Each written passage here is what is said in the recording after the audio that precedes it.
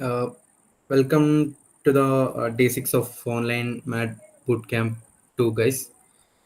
Uh, so in the previous class, we just learned how to do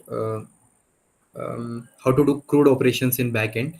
Though I only told how to make a post request. Okay, I will just run the application. Uh, so I hope you all learned how to do that and expect how to do a put request also, like update some information with the same thing. Just get the data, fill the data, and whenever you click on update button, just make another API call like update code something. Then same thing will happen. So there are since there are so many things to show demonstrate, so that's why I'm just skipping that part. Yeah. So I just open my folder. I am opening backend and then Python run.py. Okay.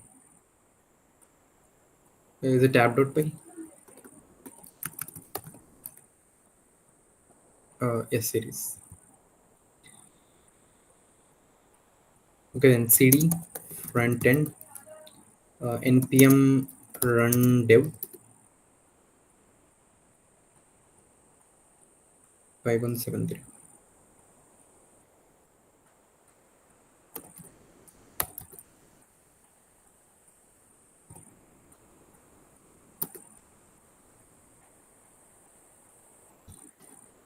5173.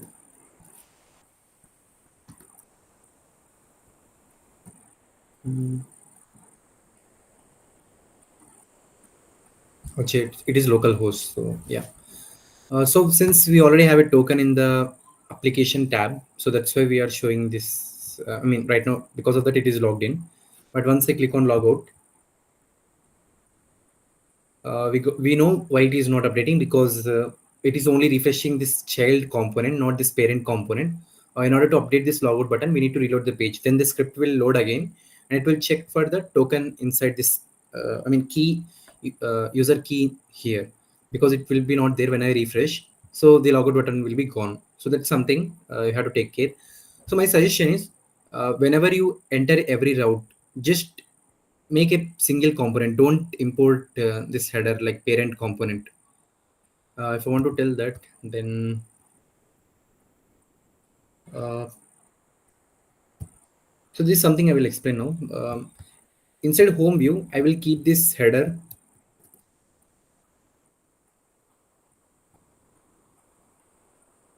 Okay, in app.view, I will copy this header here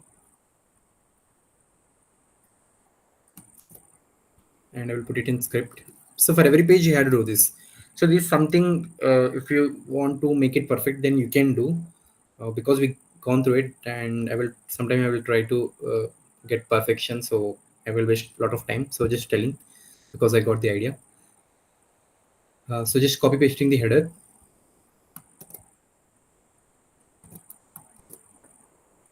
Okay, if you go to user dashboard, let's log in with the user account.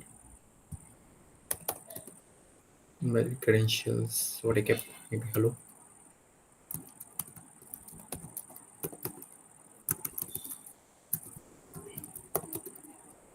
Mm, Maybe there is no user, I guess. Let's create one.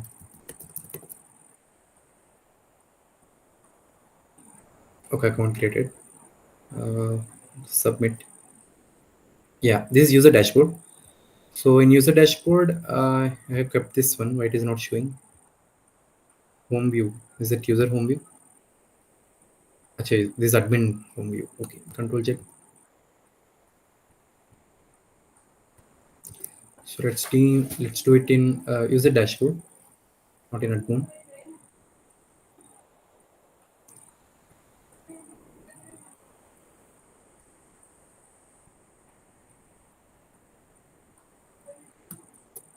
So previously I did it in admin dashboard. I don't want to mess with admin, so just doing it in user itself.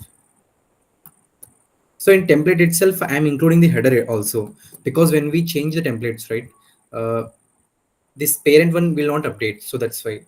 So right now there is no logout, but here it is logout because this template has been loaded, but it is already loaded. So we are doing single page application because we don't want to update some things unnecessarily. and this header will not update frequently, so that's why we just kept it. But whenever you open new tab, it will load. uh, so this is a small scale application, right? For just understanding, you can do this, no one will question you, and also it is fine, there is no issue with this, so that's it. But it is better to import some components and unnecessarily avoid doing rendering. uh, but you don't need to worry about the project, guys. You can trust me on this. But if you are interested, then you can work on the Pina, try to include it, read the documentation. So you can integrate that in your application, but whenever you change some value, it will change globally. So without even rendering the template, you can update the header also. So yeah. So after I log out, it will go to slash in page, right? In slash in page also, I will keep the same header. Then let's see. So here in the auth view, I will keep the header here also. Then we can see the difference between the parent layout versus the child rate also having the same header. Inside script, we need to keep this function, but the syntax will be somehow different. I need to add one more function. So this is the difference between options API and composition APIs. So this is composition API here, and here the is the options API, where you will have option for everything. Inside methods, you will have all the methods mentioned, whereas in composition API, you will mention like function, and then you will define a function. So there is no systematic way of writing script, but here everything is script, means systematic. Like inside methods, all functions will be mentioned. So it is very like grouped thing, whereas here it is ungrouped. It's like line by line something syntax. So just go through the difference for the sake of interview. For now, I need to convert, like I'm using both of them, right? So it's somehow causing confusion. I will just copy this function, log out, and at the end I will put it here after register. So this logout function.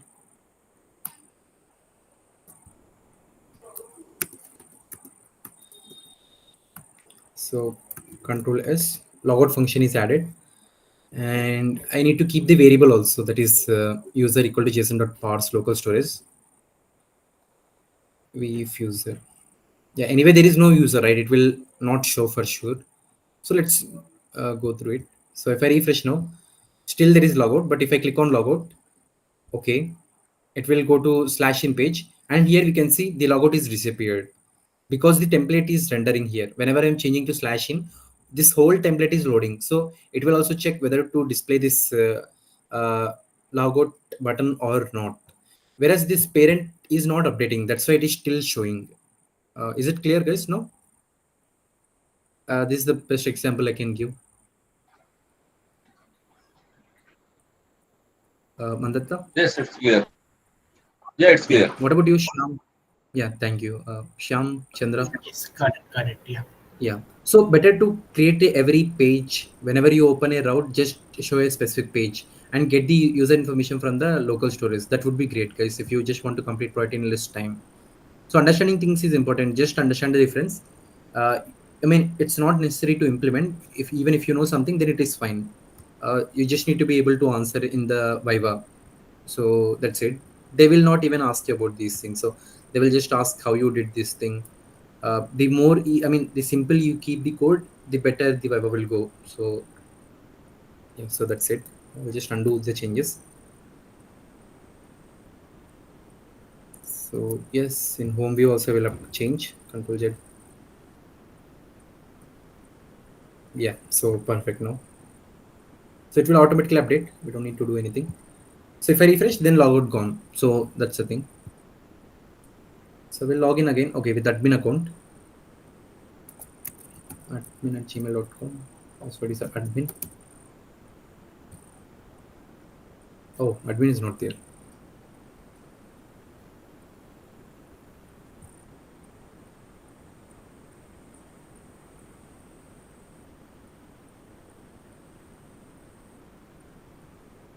Uh, admin@gmail.com admin.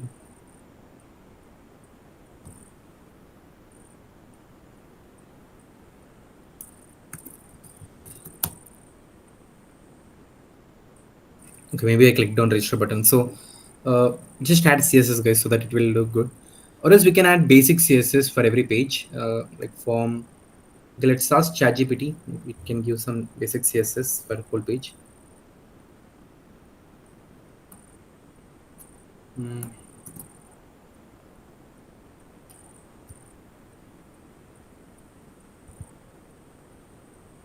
So one thing, guys, I just want to be clear. Uh, in math projects, they will only see how you are doing the core requirements. So how the app is working, not how app is looking. So just uh, make sure that no need to do the uh, like mastering CSS, making the application very good. Functionality is important. So if we click something, it should make relationships accordingly. Like when user registers something, it should link to specific parking spot, and with that parking spot we should also link parking lot in which building the parking spot is, and when the user is when the user parked in there, when the user applied for the applied for the spot, and when the user vacated. All this information, if you correctly storing, then it is very great. So they will only check the functionality. So don't go with CSS. You can ask ChatGPT like I am not using any classes in my application. Just give good basic CSS for basic tags, basic HTML tags. So I'm not giving any classes means giving.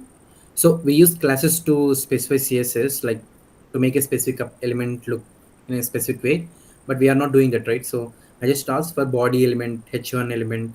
So give basic CSS. So it is giving this. It is giving some CSS. So we'll just use it. We don't need to worry. So wherever there is button, it will apply this CSS. So it will be uniform across the application. So I just copied this. Now I'm going to parent element, that is app.view, and here inside this style component, here I will put this script that I copied. So Control S. Now if I go to the application, uh, okay, it's normal only. Let's go to slash codes. Uh, there is no CSS.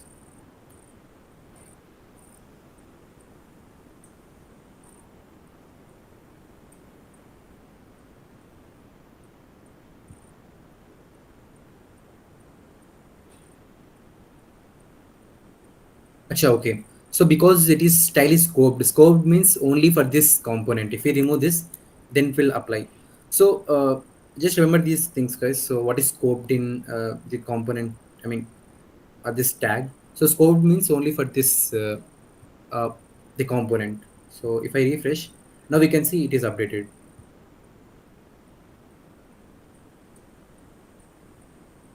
Okay, it is not that good. We have to remove this one. So this is admin dashboard. I don't know why it is looking this weird.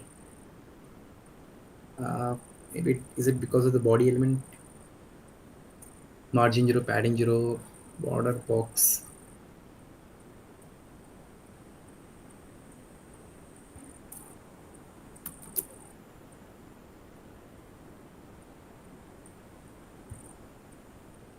Okay.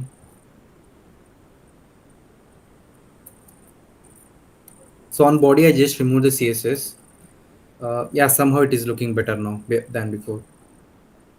So previously, it was doing font family, Arial inside the body thing, and it is putting padding 40 pixels from both sides. I mean, top, bottom, left, right, and displays flex. Okay, justify content center, align item, start flex, minimum height, 100 view height. Or if you can keep side by side and experiment like which one is looking good. Also, we can remove this get codes. Okay, yeah. So maybe this padding is the issue.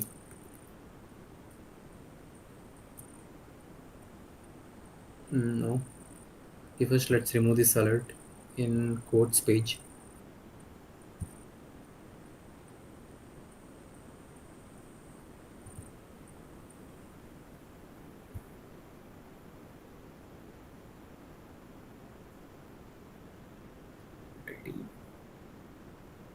Control F alert. So in wet codes, we can delete this alert message. So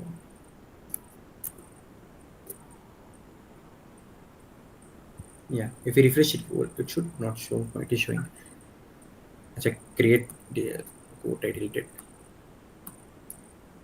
Uh, yeah, load codes. I'm removing this. So yeah, right now it won't update. Okay. So let's experiment on this one. Display. What about minimum height?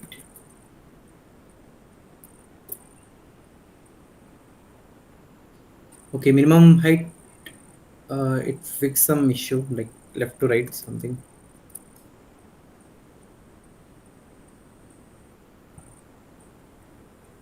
What was the issue?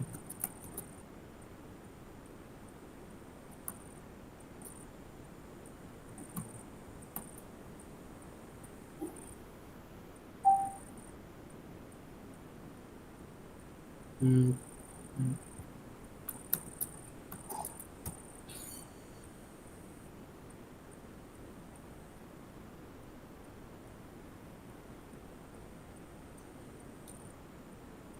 Adding 10 pixel. I'm not sure, guys. So which this is making this to be in a little box. Maybe we can inspect and try this.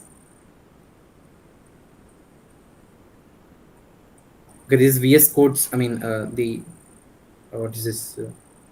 View inspector. How to turn off? So there is something called view inspector. So maybe this is causing the issue. Let's turn off it. View inspector turn off. Yeah, view due to extinction tip. In the white config. Okay, remove the vs duty function from your white.config.ts. View devtools in white config. Okay, there is white config.js. So here we can change this. Okay, view devtool. So if we just comment it, it will disappear. Yeah, it got disappeared. Right now, only application is there, but still it is only looking half. Maybe on the due it is. Uh, so in the white config, I just commented this guy. So the in the below part there was two icons right previously. They disappeared, and I don't need this white config anymore. And here, maybe on div, box shadow width 100% maximum width. Okay, so because of this maximum width, it was showing like this. If I comment it now, there won't be any minimum box. So still is there. It is there. Okay, we can check CSS. Okay, why maximum width still there? So if we turn it off, we can see like clearly it is making full. Uh, why there is max width? Control F max width. Okay, maybe I haven't saved it. Control S. Okay, yeah, now it is fine. So okay, forget about bar. So yesterday we created a form in which if we give a code, it will we can save it in the backend. Sir, Codes. Yes. sir, I just wanted to briefly touch upon once again the folder structure, right? Can you just Maybe you can just go through the recording. Okay. So it will. I no, sir, clearly explained that there. If you have any specific doubt, you can ask it now because I need to cover a lot of things. I will just conclude. Uh, I mean, I will create one more page. So this is the agenda for today. If you have any specific doubt on folder structure, you can ask. no, sir. I mean, you have added a lot of view components, and you have added quite a bit in last two classes, No, right? only in So router what and would views I did a lot of changes. Nothing more than that. Router is the route we are entering in the browser address bar, and views is the templates for every page. okay? Yeah, just go through the recordings, and I also gave the playlist right. You can go through that. So today, I'm clearly explaining when I'm creating a new component. So I will make a new way. I mean, I will create a new template and I will make a new route. So it will be clear for you, I'm sure. So yeah, I will just add one code just to recap what we did yesterday. So I right now added some basic CSS, like it is somehow looking good, not bad. I'm copying this code. So in yesterday's class, we created this form. We kept this code. If we see the backend, so it is get API slash codes. If I submit, it will make a quote. We can see the request has been sent to backend. So post API slash codes. After posting it, since it is success, we need to refresh the page. After refreshing, we can see the code here. So if you want to show latest to oldest, then you can apply sort function in the backend. But I'm not doing so. This is fine. If you want to delete something, we can just delete it. You can also click on edit button. For that, let's open this specific code in a separate page. Now I will create a link to open this code in a specific page. So a specific page for this function. I mean, for this code itself. So how you can do is admin slash parking lots, and there'll be a parking lots page. I mean, though you don't need to create uh, every slots specifically, because they have clearly mentioned the maximum number of spots in a parking lot 15. So it will automatically create a 15 parking slots, and user can select a specific slot. So admin has to only create the parking lot, and it will automatically populate and it will show available or not. So you have to programmatically do that.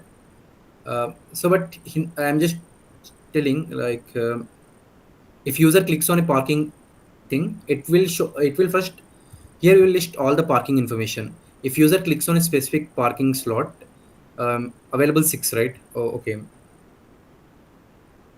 For this application, it is not needed to open a specific thing, but still showing, like, if you want to show a specific entity in a page, or else you can do this. Yeah, you can open a specific form for a page. For example, we can say is admin slash, so for it, user will be user slash parking slot slash, and the parking slot ID, parking lot ID, and registration. And in that, you will show the form. So for a specific page, you can show a specific form. So right now, what I'm trying to do is, for this all, right now I will list all the codes. When user clicks on a button like request registration, you will open a specific page. In that, you will show a form for that user to register for that specific slot. So something like that. So here I will create a specific page for this code. So here I will list all the codes, right? I will add multiple, so it will be very clear. And I will hello. So just keeping some random text. And now I want to give a link here. When user clicks on it, it will show, it will open a specific page to open the specific code. And yeah, let's do that. So we already made in admin page. So in SRC, we will mostly work in SRC only. We don't need to work on anything else. So in SRC, router is the routes slash in slash admin slash user, something like that. In views, the templates we're gonna show. And these are just configured. App main.js will load the app.view into the index.js. That is this. And the app will take care of this router and views. So that's it. This is the brief folder structure information. And now what I will do is, in router.js, I will give this code slash ID. So right now we worked with this. Now let's work on this code view. In order to enter into this route, we need to pass the ID, right? So let's go to the views page and then admin, a single code view, a specific code view. And here we will try to fetch the information of the specific code and we will show it here. And how to get it from router, I'm not sure. Let's see about that. Before that, let's make a clickable link in the codes page.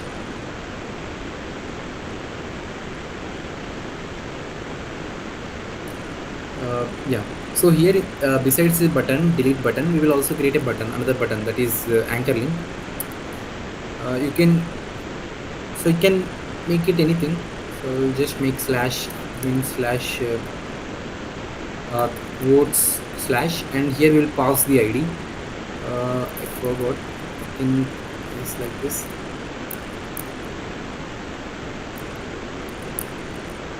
I think here I can pass the quote ID. Let's see. I'm not sure.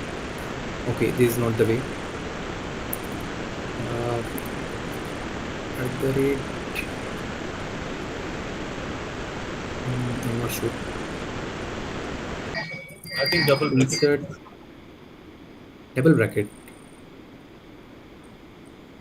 No, there is a specific way to insert values into this one.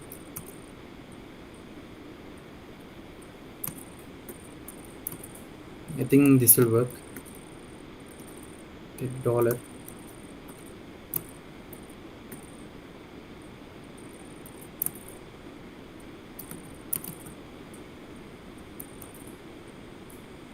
V model.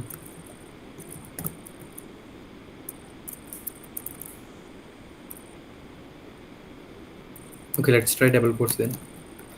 Double brackets.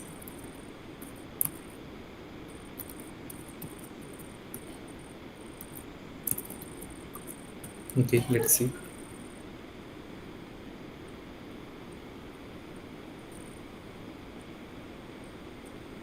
Loading quotes failed. Why? API slash gets quotes 401.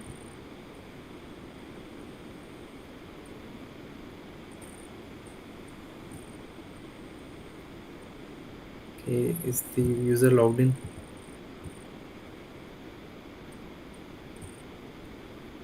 Okay, there is user.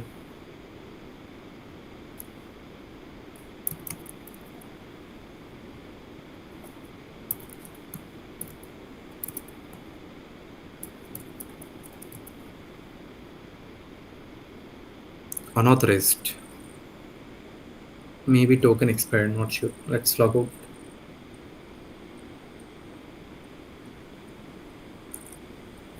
Admin@gmail.com.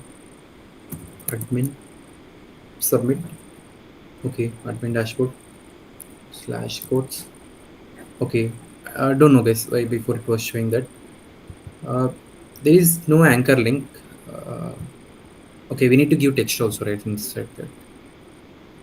We can give something like edit or apply something like that just to show a specific page. So edit quote.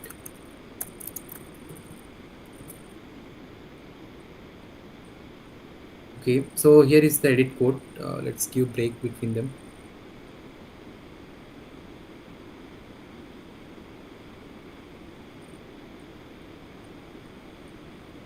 So in the downside I'm keeping. Okay, so it is not working. Quote ID. So this is not working. We need to insert the value inside this string. I think it's not sure. Let's check how to pass data inside arguments. uh, HTML tag view attributes, not arguments. Tag view. It's attributes. Attribute value tags.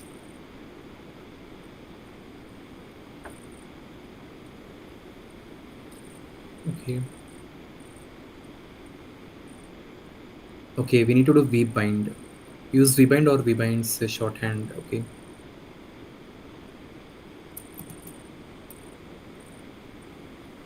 Okay, it was giving error. Maybe this is the correct syntax. Let's check.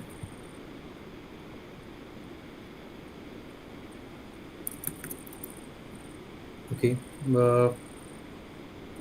Server.hrm overlay. Parsing invalid regular expression flag. Okay, so this is not the correct way. What we can do is we can use the JavaScript's string replacement. So we can give backward the quote, and here instead of this we can give single one. And before that, if we give dollar, so oh, still not correct.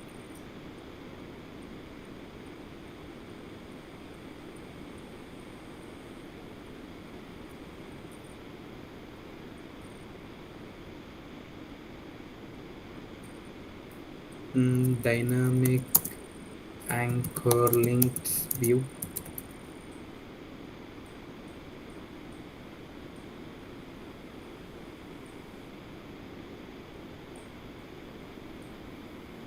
Okay, part dot link, part dot text.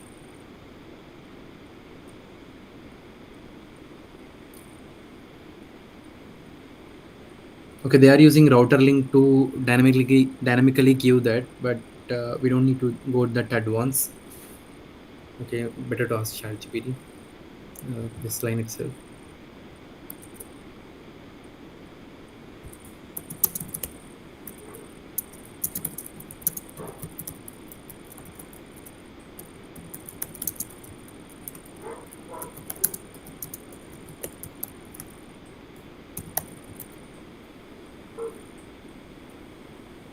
Okay, backticks inside a view href binding, which is not correct syntax in view template. Okay, uh, or using ES6 template. Oh, okay, inside double quotes, we need to again do this. Uh, yeah, so not will work. So this will just return a value, but there won't be any quotes, right? So that's why inside quotes we are doing this. So this is a mistake. So whenever you get some errors like this, so just defer somewhere case, then you will get to know how to do that. Then you won't repeat again, right? So yeah, we got this here. If you can see localhost 5173 slash admin slash code slash 8. So if I click on it, now you can see it is a code page. So for a very specific code, we are showing this ID. So it is 8, it is 9. So if I click on 9, now we will try to get the ID from the link, and then we will try to show that specific code. So let's work on it. Uh, Now from router we will get this ID because the router is passing us to into this variable, right? So from router we can get this. So in code view, let's do console.log router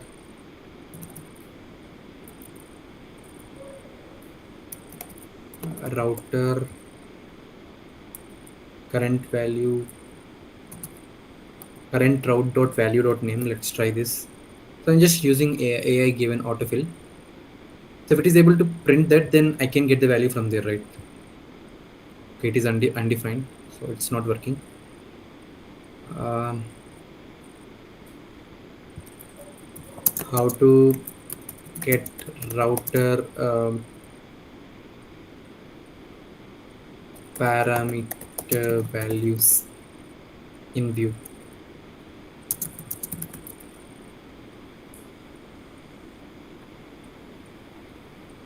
Okay, you can use this dot dollar route dot params. For example, if you have the route defined as user slash id, you can use id like this. Console.log user id, this dot dollar route dot params dot. Okay, let's check this.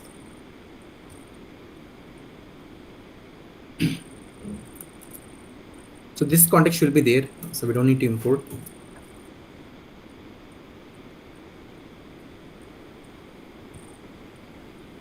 Uncount error during the route navigation.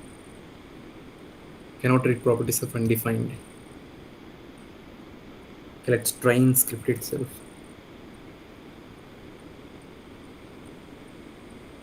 With the export thing.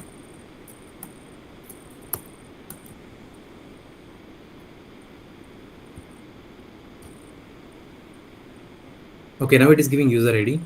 I guess because previously we not gave the script, right? So there are two things. One is options API. This is options API. Previously it was composition API. So if I do undo, maybe if I give the task setup, then it will work, I guess. No, it is giving error. So no. So my submissions is wrong. Control Shift check. Control Shift.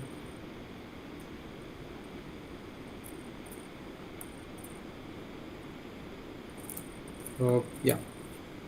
So right now it is working. So on mounted, we can see the current ID, right? So whenever I open, so if I go to slash codes, now here I will see all the codes listed. If I click on specific edit code, or else you will show all the parking lots. So if a user wants to register for a specific route, you will show a specific route that will take the user to the registration of the specific form. So suppose this is a parking spot parking lot one, then we will show admin user slash. So for user it will be different. I'm just showing in admin. So you have to design that way. Slash parking slots slash one slash register. So something like that. So when user clicks on a specific link, you will have the ID. So uh, to which parking lot we are registering. So just keep the information here. When user clicks on a specific link, it will open that, and here we will have the information like which thing user is trying to see. So here I am trying to see a quote with ID 10, and this is a specific quote page. Now what I will do here is I will just load the quote here. I will just use quotes view. So that's it. Once you implement a single thing, you can just copy paste the same thing. Only thing is you need to understand how things are working. So once you are clear about something, then your work will be very easy. Quotes view. So, sir, user basically has two views, right? One is where he can see all the lots, where he can register for a lot, and the second page is his own dashboard, right, where he can release the that particular lot. Uh, Uh, I'm not sure what you are trying to say. what I'm trying to say is, Hmm. when a user logs in, right, he Okay. will see in a parking lot all these spots, right, the Hmm. Yeah. individual ones, which are total number 15, right? So he Hmm. will see them. He will see their status also Hmm. displayed. So that would be his first page, and the second page would be so he can register for one of them. So once he registers, Hmm. then the only other thing would be his dashboard, where he can basically release that sort, right? Hmm. Something Yeah. like what we did in like a library app, right? In Mad1, where Yeah. he can Returning only book. see the list of all books, and the user can see that. And once he basically uh, uh, gets a book, right, he can see his own dashboard, and he can basically submit the book back to the library. So something like that, right? Yeah. Yeah. Hmm. It is. Okay. So you don't need to make this interface as it is. You can separate things like in a specific page, you can say recent parking history. In admin, I mean, in the header, you can say recent history or else just history.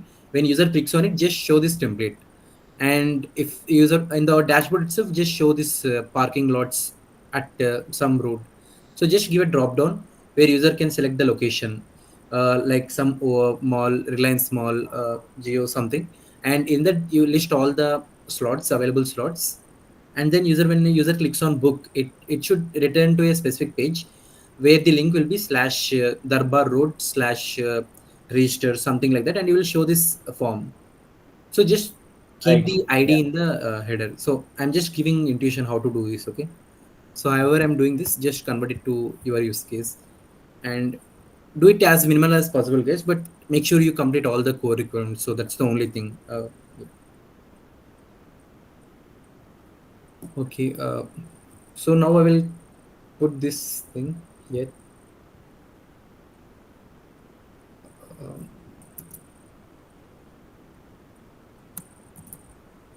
so instead of quote, it will be a quote,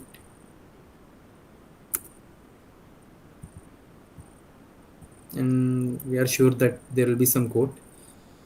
Yeah, better to keep it. Yeah. We if not of quote, then quote not found. Yeah, in the UI also will show this quote not found. We else in the paragraph element will show not another list,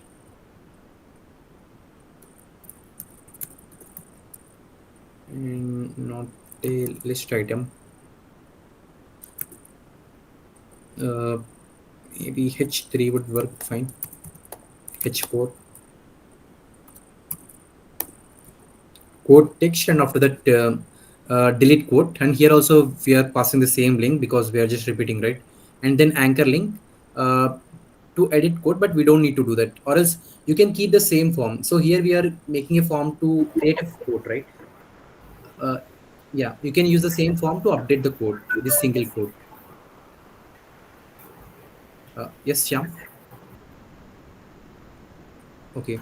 Sorry, that was accidental. Sorry. Yeah, no issues. So here we are putting a form to create a quote, right? You can keep the same form here and bind the values. So, and just autofill the form. So when a user makes a change and click on update, instead of creating, it should make a respective API call and it will automatically update. And we just need to show the update.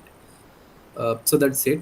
And after mounted, after getting this console.log user ID, with the help of this user ID, we will uh, make a load quote function. Okay, let's first make a load quote. And before that, we need to create a data name quote view, then data return quote null, and here we will pass the data. Okay, uh, this dot load quote, and we'll pass the user ID, not user ID, quote ID. uh, and here we'll pass quote id equal to this dot route dot params dot id, so it will automatically fill. We don't need to do that, but let's keep it. And inside this function, we will use this quote id, this dot uh, router dot params dot id. So one thing, guys, so before the template is mounted, so this function will run. So I don't think there will be data before mounting. I mean, while mounting thing. Okay, no, I think after computed, mounting will happen. So it will just mount this on the thing. Just understand this, guys. Go to YouTube and understand the process, which one is happening first. I'm not sure. uh, so yeah, mounting is happening. Now let's create methods and load code, and here we need to pass the API. uh, yeah, API call. Here we need to make the API call. Load quote of id. Yeah, so here we are passing in mounted, we are passing this, and this load quote method will load the quote, and I'm just copying this load quotes. So instead of load quotes, I will just load a single quote.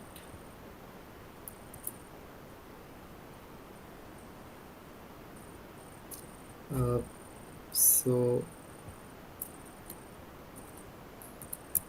load quote and id, I'm passing the id here, and here I will make it a dynamic link, that is by putting this backward slash, so JavaScript can insert the id here at the end. So dollar this, and id I'm getting from this function arguments. Get method, and we are sending this information, and response will return the quote itself, not the quotes. So data dot quote. So this dot quote equal to data dot quote, or is loading quotes failed. Loading quote failed. Let's make it singular because it's specific thing we are opening. So control S. Hope it will work. Let's see. Quote not found. Okay. 401 unauthorized. Okay, we need to log out again. Maybe we need to give more expiry time. I'm not sure why it is logging out again. I mean, unauthorized very frequently. So admin dashboard slash quotes. So if I click on edit quote for this hello, okay, let's open an apple. So here we can see an apple, and we can, if you want, we can delete it. If I click on delete, what happened? Okay, there is no delete, right? Okay, that's fine. So we can just copy paste this same delete. So delete quote with id. I'm copying this, and here I'm passing the method.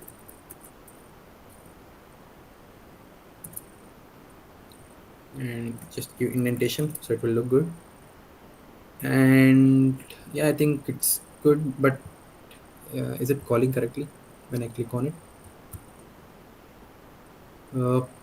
Button, we click on delete quotes of code.id. Yeah, it will work. Yeah, if I click on delete, code deleted.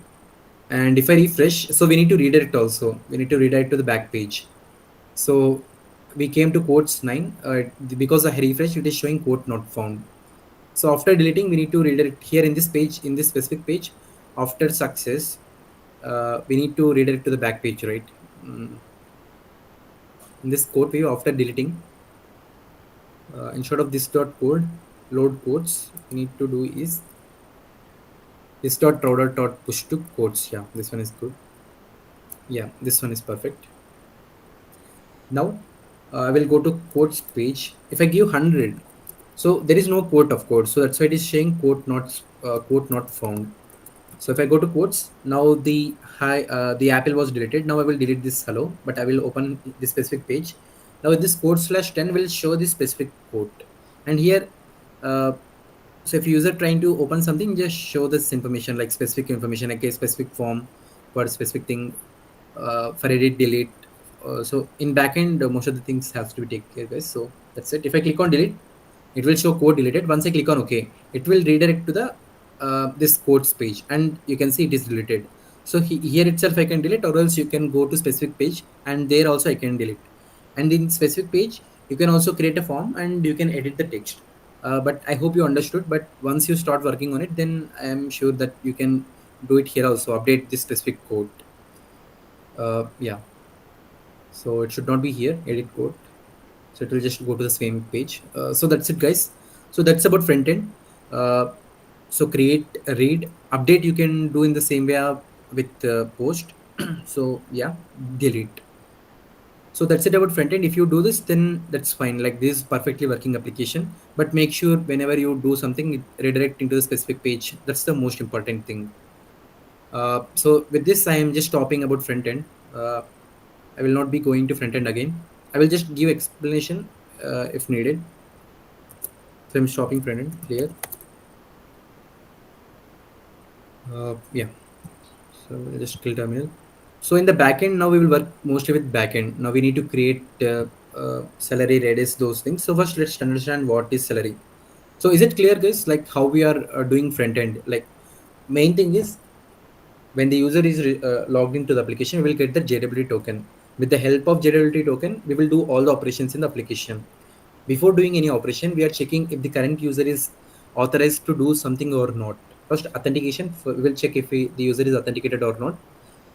Then authorizing, if the user is authorized to do something or not. And this is how we do the crude operations in front end. And that's it. First, do all the APIs in backend if you are confident about it. Once you do the authentication thing, then you can just integrate the backend and front end. It will not take more time if you did well the backend. So that's it, guys. So any doubts or anything, if you would like to ask, then ask now, or else we will proceed to the important things.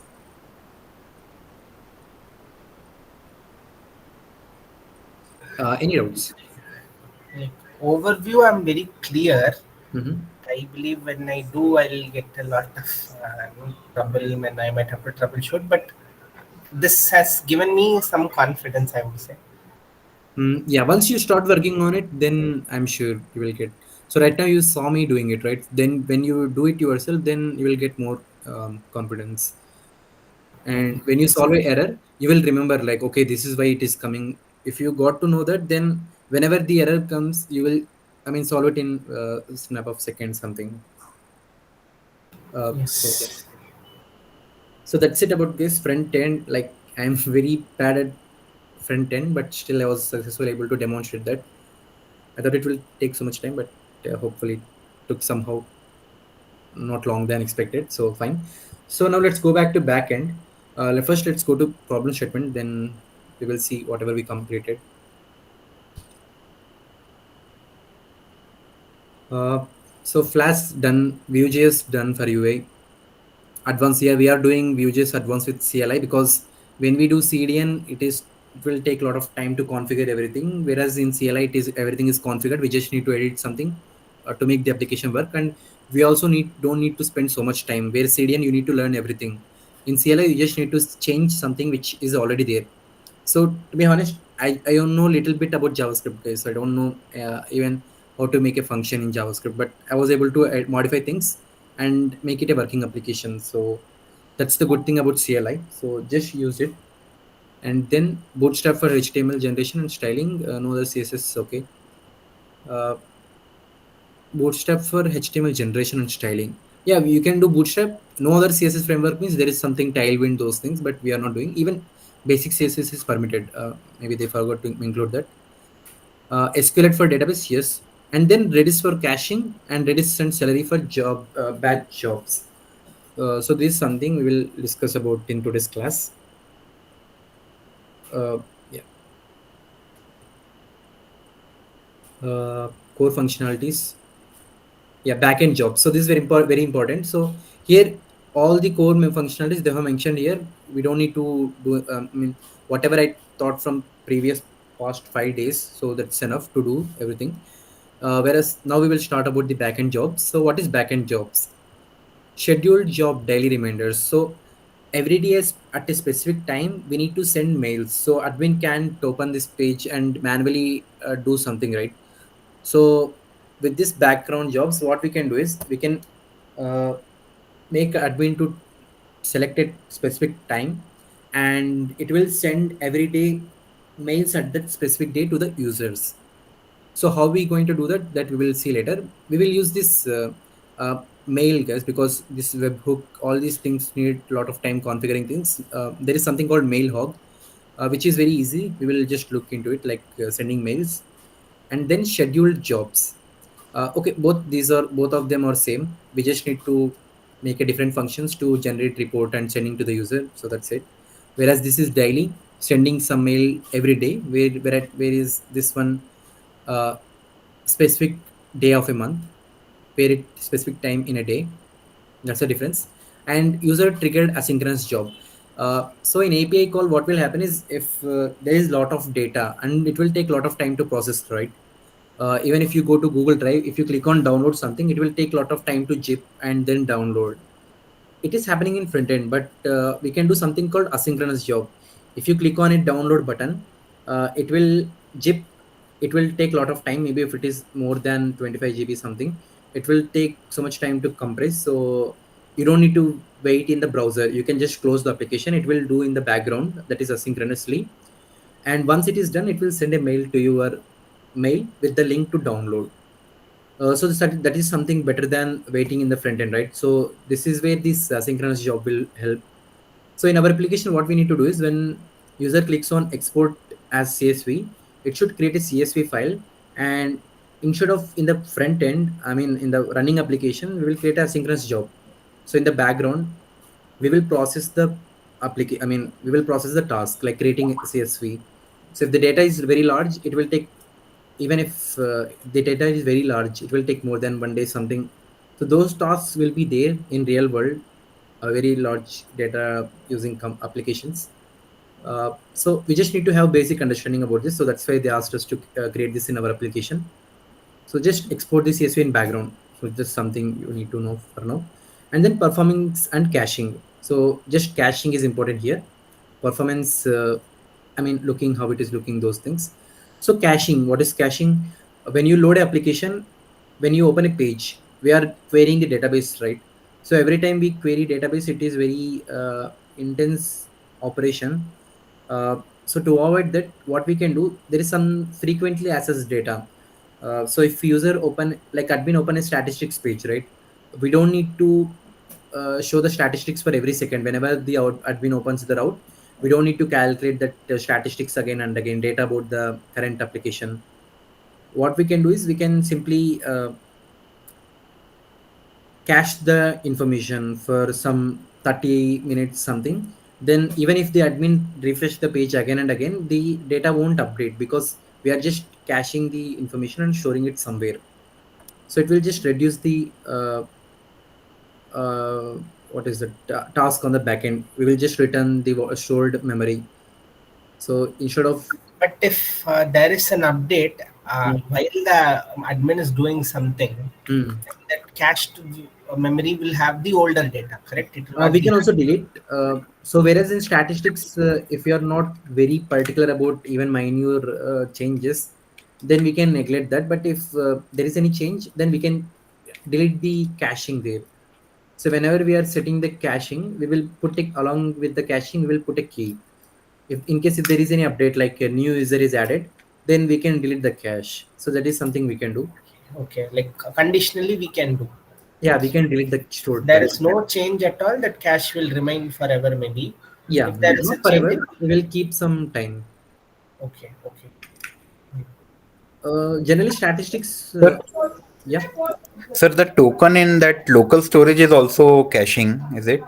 No, we are storing it in the user's browser, right? Okay, okay. This is um, This is the application caching. Yeah, caching in the, so I will talk about Redis. I will explain that thing. Okay, so caching is just a storing the information in a random access memory, RAM, something like RAM, where fastly we can return the data without calculating data again. We are just storing it somewhere and returning to the user very fast. Yes, sir. For example, let's say information about all the users, right? That Hmm. is a fixed query. Yeah. So something like that, which will always repeat. Yeah, for example, Facebook, right? Whenever you enter a username, it will check if the username exists or not. I mean, someone already took it or not, right? Yeah. So what it will do is it will keep all the users' information somewhere cached. Whenever you enter the name, it will go through all the names. I mean, database. No, instead of database, so if you try to search something in database, you need to check row by row. But if you keep it in RAM and some indexing, there are some brilliant ways to do it in very fast. So instead of doing it on database, they will store it in some memory and they will perform on it. So it will improve very performance, and yeah, by using the caching they will improve the performance like very in a fraction of seconds. They will show the information whether the username is already taken or not. So those things.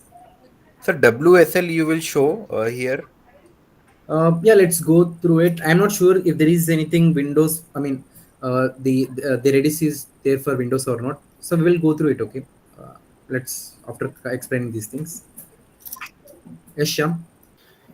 So I'm actually using Ubuntu to do all my tasks. So WSL is not needed for me, right? Yeah, for new it's not needed. If you are Windows user, then you have to. I mean, let's check first. I hope there is Redis for Windows. I'm not sure. Let's check. Yes, sir. Then it will be good because Yeah, it yeah. will be easy. I'm also Windows, so I have to check now. Okay, fine. Okay. Evaluation. Yeah, that's it. So today we will try to complete all these three things. Hopefully, at least mail sending mails. Then tomorrow we can work on the caching, sending mail, and the time triggered job. Okay, let's make a to-do list. Then it will be clear. Schedule jobs, sending mails, asynchronous jobs, caching, CACH, and the caching. Three things, right? Yeah, I think let's try to complete these three things today itself. First, let's send mail. Then we will use the salary to do the schedule thing. Yes. Sir, coming Monday there would be a class as previously thought, or we'll end tomorrow. Let's try, guys. So I'm not sure. If everything is covered, then fine. Because from Monday onwards, offline bootcamp is also starting, so I need to go there. Okay. Schedule jobs, mails. Sir, in case there is some difficulty, will you be available Sorry. just for the guidance? Um, yeah, you can ping me in the group. I will respond for sure. But for as per the boot camp, I'm only supposed to teach the 7 days, guys. So that's it. I need to take 7 sessions. So that's it. But I will respond to your queries. I will share the resources if you have some doubt. So just ping in the group. Yeah, I will surely reply. So synchronous Thanks. jobs. Hmm.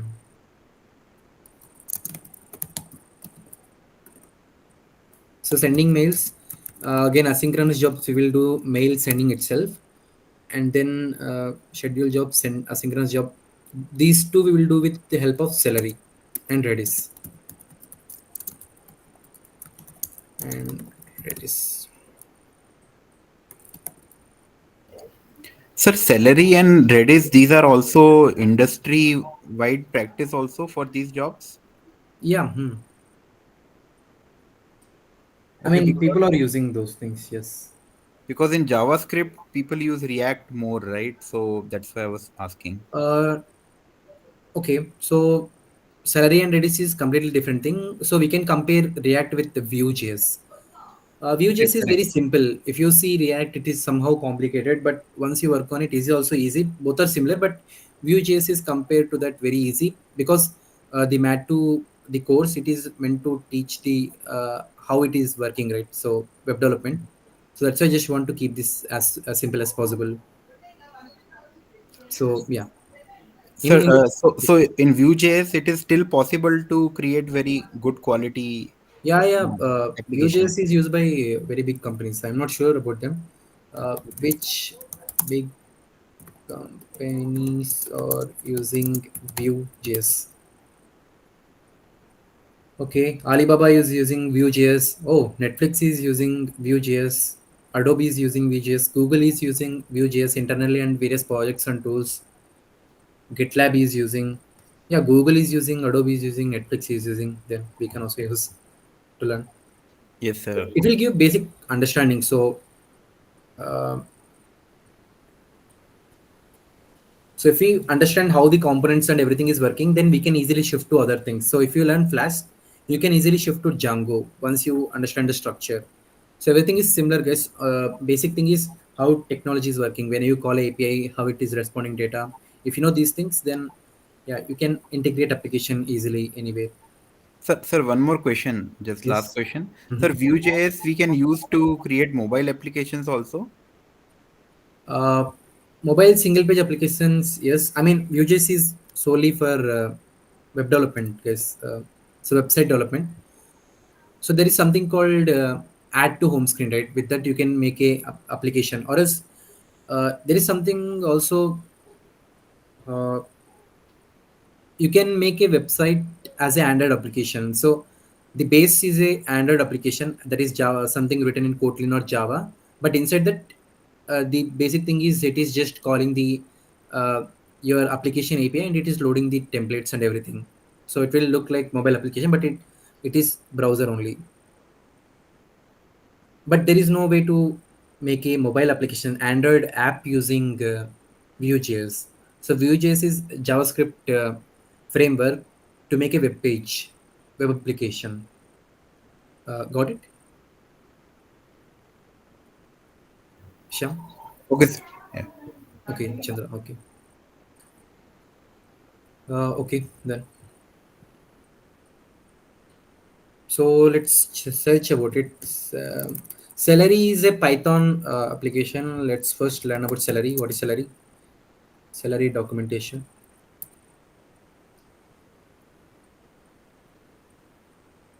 So Celery is a simple, flexible, and reliable distributed system to process vast amount of messages while providing operations with tool required to maintain such a system.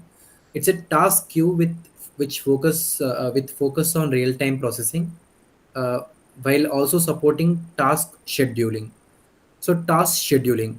So with help of Celery, we can schedule a task to happen at a specific time. So to Okay, first let's learn about the Mailhog. Then it will be clear. So before Mailhog, I just want to check if we can use the Redis on Windows or not. Redis Windows download. Okay, seems like there is, guys. Let's first check.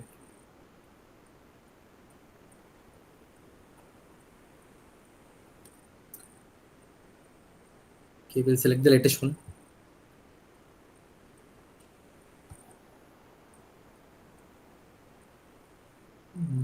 Sure, Redis.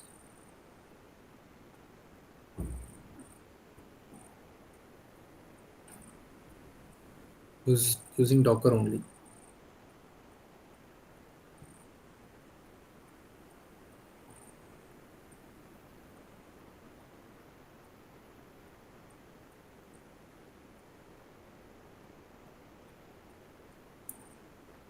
Okay, Docker is another thing. It will.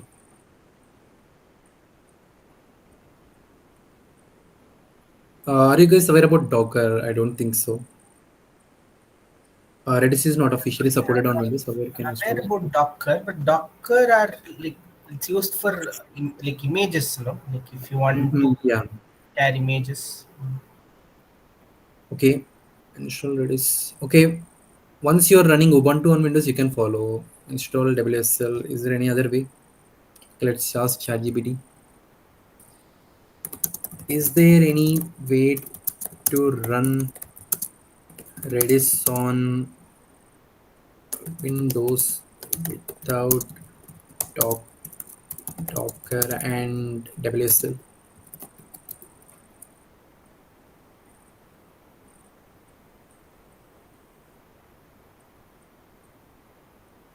was archived and discontinued. However, you can still have workarounds if you use a pre-compiled Redis Windows binary unofficial build. Some communities maintain Redis builds for Windows are still available even though they are not officially supported. Let us extract it somewhere. Double click on Redis server, start server. Use a hosted Redis server without installing it. Okay, let's install something so that it will be fine.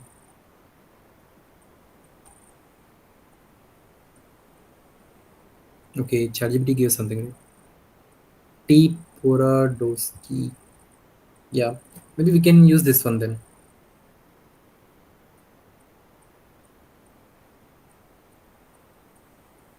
So it's suggested to download this zip file. So first let me experiment. If it is working, then I will suggest you. Seems like it is very popular, so we can trust. So there are so many 897 reactions. Okay, maybe I should download this one.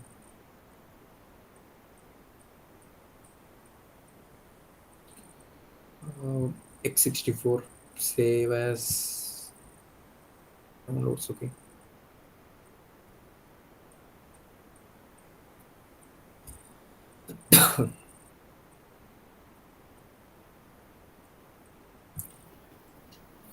So the problem with WSL I faced earlier was that my laptop was 8 GB, Mm-hmm. and as soon as I used WSL, right, it became Okay. really slow.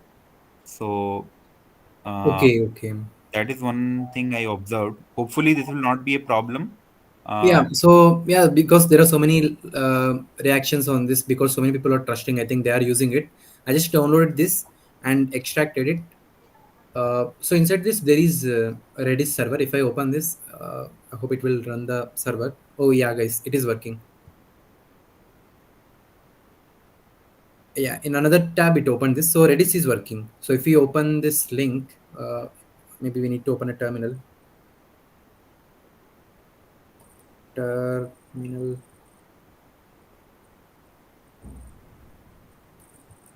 Is it Redis server?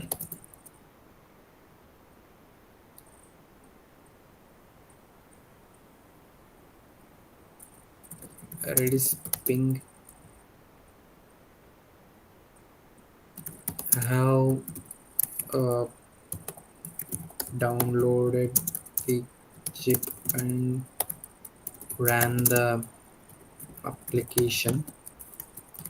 How to do ping test in Redis.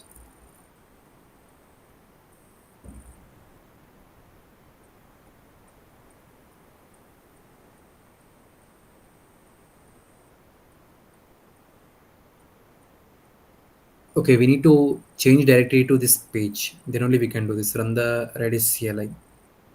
Redis CLI.exe. Ping pong.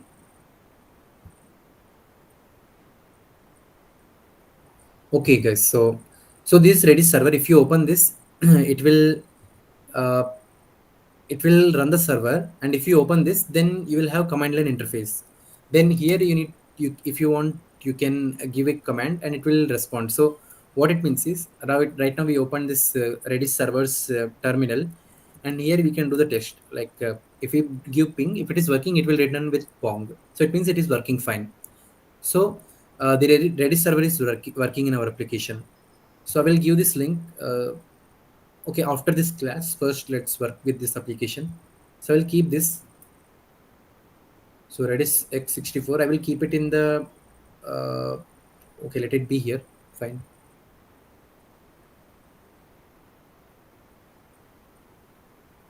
Okay, so Redis is there, so I don't need to worry now. Mailhog will also work, and so it is a real-time processing. So Celery will maintain a queue.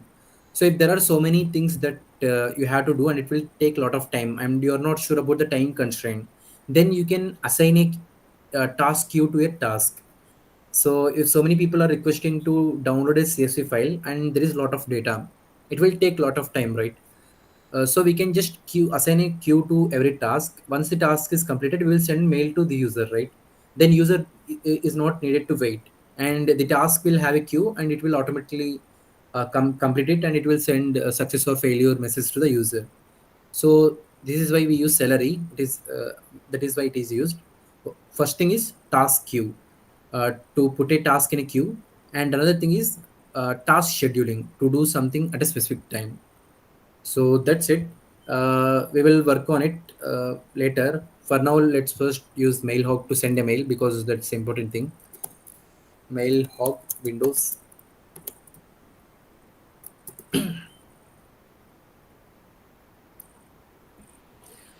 So let's download a release. Tags. Releases. Okay. Mailhawk Windows 386.exe. Okay, let's take AMD64. Yes, Sham. Yeah, so Celery is used for batch jobs as well as synchronous jobs, correct? Yeah, asynchronous jobs. I mean, the task queuing. Yes.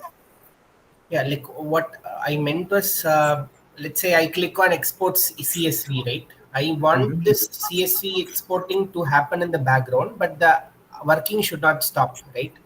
That is called as asynchronous job, right? Once it is done, then only it will give you a pop-up or saying it is done or something, correct? Uh, I'm not sure by your question. Okay. Uh, So that there was this option to be like say requirement, right, to export CSV. yeah, yeah. So we will create a task queue for that. So instead of directly running in the when user clicks on it, we will assign a task. So like my question was that, so that will be achieved using Celery, correct? Yeah, Celery. Yes. Okay, right, thank you. So whatever the background task, we will mostly use with Celery only. So instead of whenever user clicks on button, instead of doing that at that specific time, we will assign a task queue. If there is no task queue, then it will do it instantly. But if multiple users are trying to report that generate the report, it will take a lot of time, right? So that's where the queue will help. It will take some time to do it, and once it is done, the user will receive a mail. Okay, we will go through it right now. I'm just trying to configure this Mailhog thing. Let's see. So I just installed this Mailhog Windows AMD 64exe, opening it.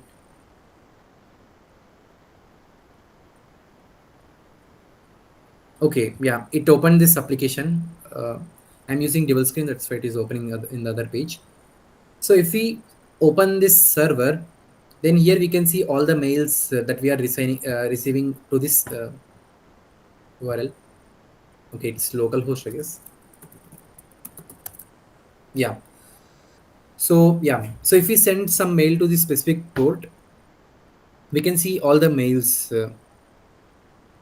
So there is something called SMT port. I'm not sure. Yeah, SMT binding address. So to this address, if we send a mail, it will be shown here. So this is just like a Gmail inbox, but this Mailhog thing is just for testing purpose. If you are sending mail, is it going correctly or not? For the sake of testing, we will do this. So right now, I installed two things. That is Redis and this. Okay, let me paste it in the project folder so that will be very clear. But don't mix this with the project folder, guys, because we want it separate. Yeah. So documents. Inside this bootcamp, I will paste it here. Okay, because it is running, it will not paste. I will close it for now because it is working fine.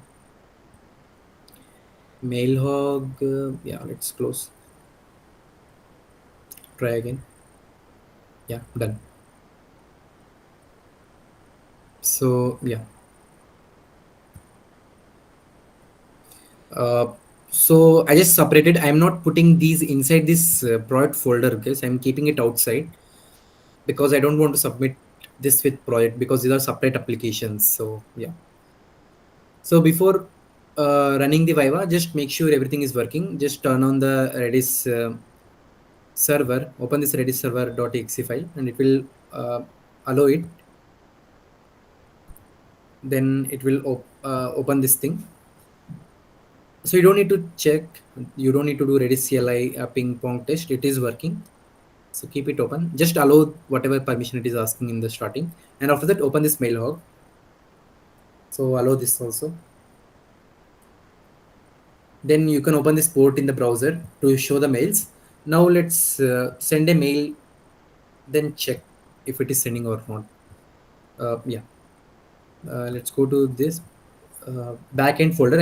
I'm not going to front end again because I'm done with front end. In backend itself, I'm going to work now. So here, what I'm going to do is a mail.py. So here I will do. I will create functions to send mails. Okay, and later I will use Celery to send mails. For now, I will just directly send to show how to send a mail uh, using the mail hog. So let's just copy some code. Send mail with Python.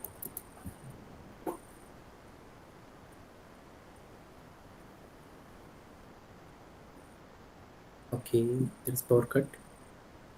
Yeah. So we can do this import SMTP, and we will use this thing to send mails.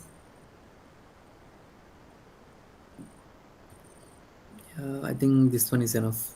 Let's copy this.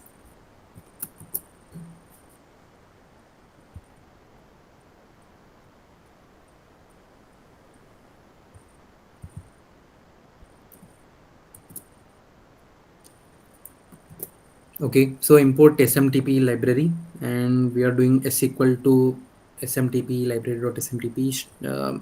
We need to replace this with the URL, I guess. Not sure. Let's check.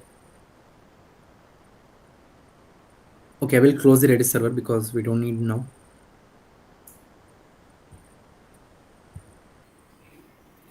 So we can only see your Geeks for Geeks screen. Oh, okay.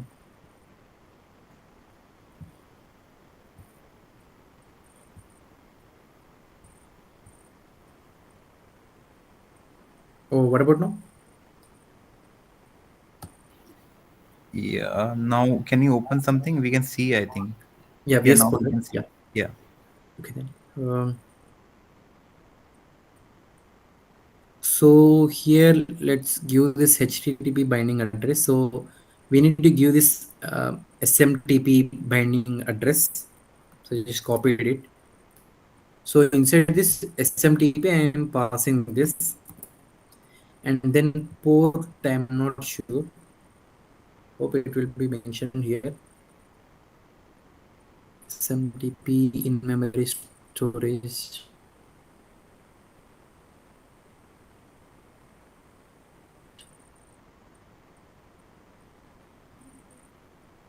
These are the mail. Okay. Okay, let's run this. So I'm stopping the Flask application because I'm just making a function Python mail.py.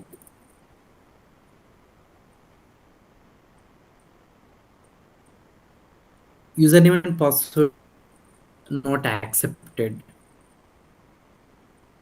So maybe there is no login then.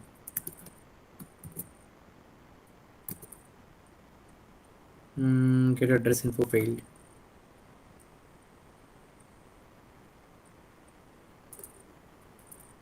Python SMTP send mail with mail hog.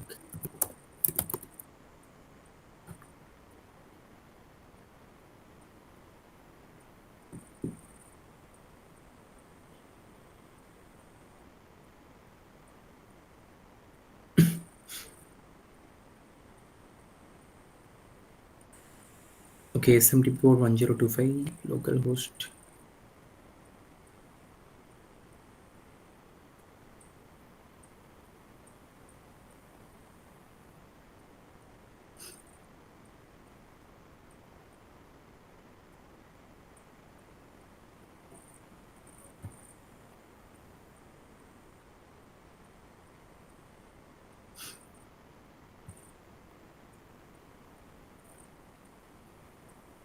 Okay, let's use this one. SMTP will be already installed.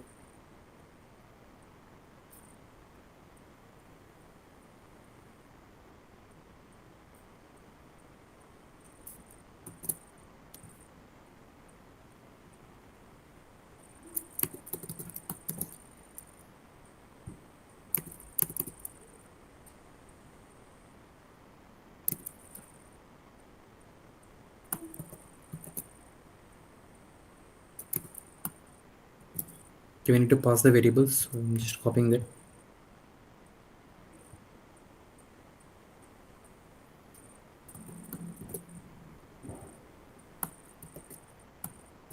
Uh,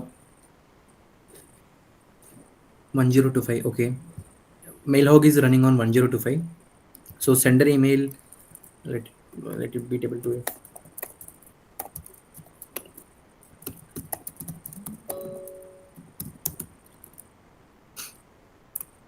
Okay.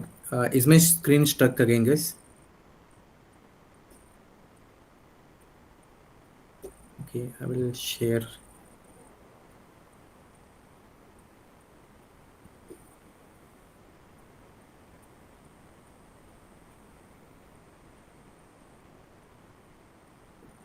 Yeah. Receiver, I will keep it something. Admin at gmail.com. Message.add string. Okay, we can directly pass string itself. Okay. Undefined variable message.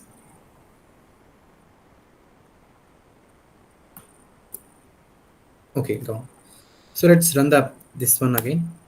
Okay, email sent successful. Let's see if it's sent to mailhog or not. Yeah, here we can see get sender message. Test email. This sent message. Okay, local storage.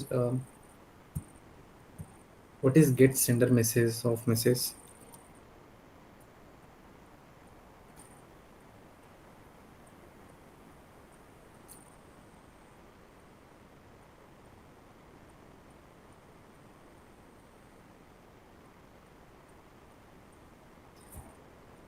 Get sender of message.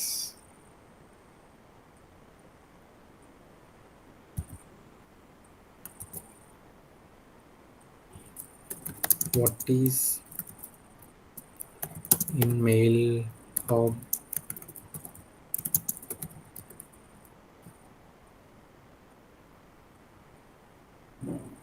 Templating engine didn't render. Okay.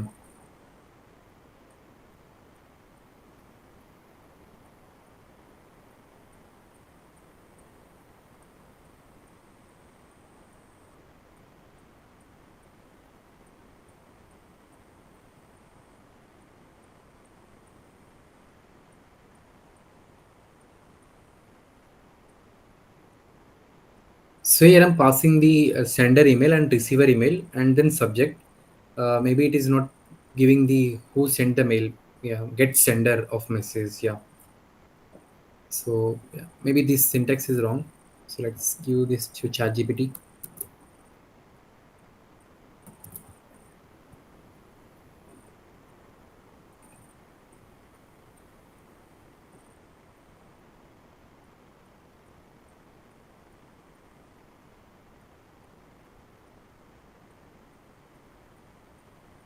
Okay, then let's use this one. It is more polished.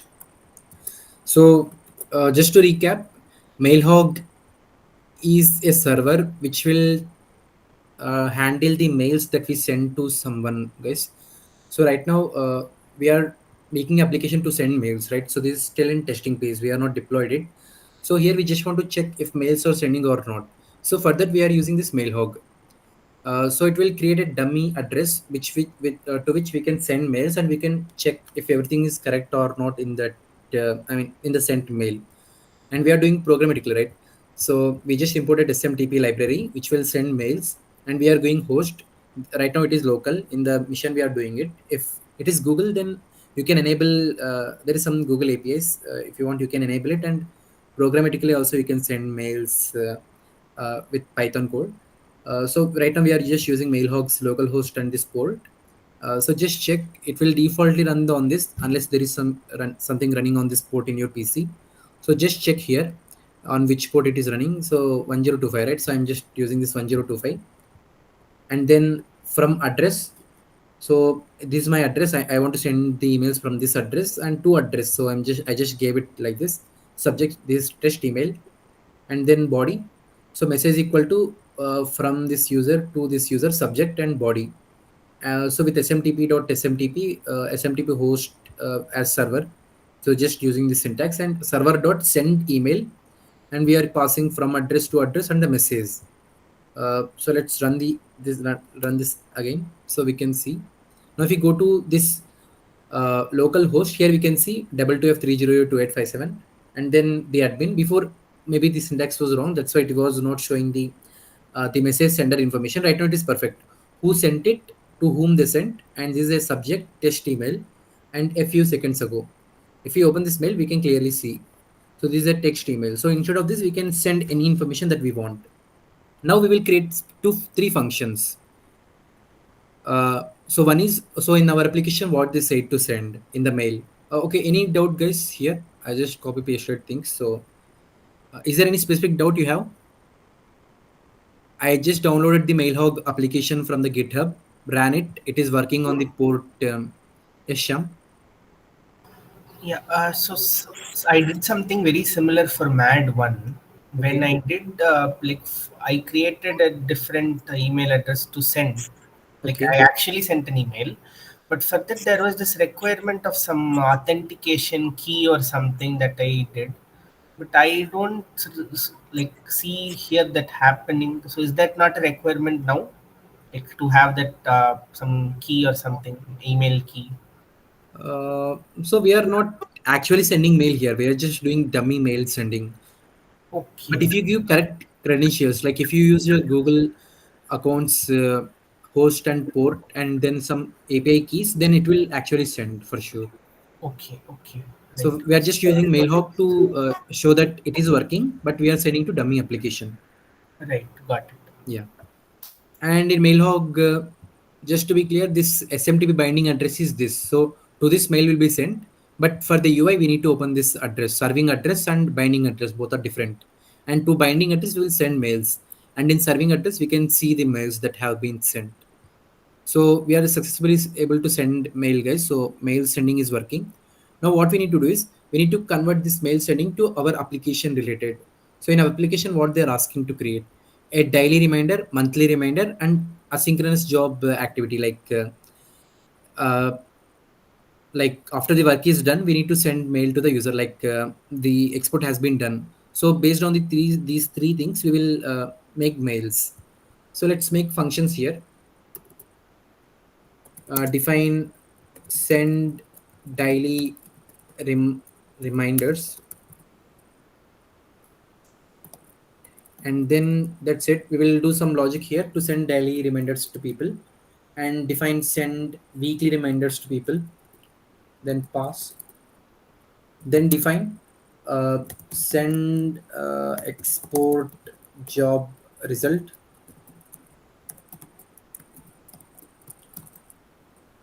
So that's it. So now what we will do is we will use the same thing, but here we will get the information that we want to send daily reminders. So here daily reminders, we don't need to what uh, we don't need to get any information, right? We need to send the information to everyone, right? So we can keep all the variables as it is. So localhost, these things, let it be. So inside this, I will copy paste.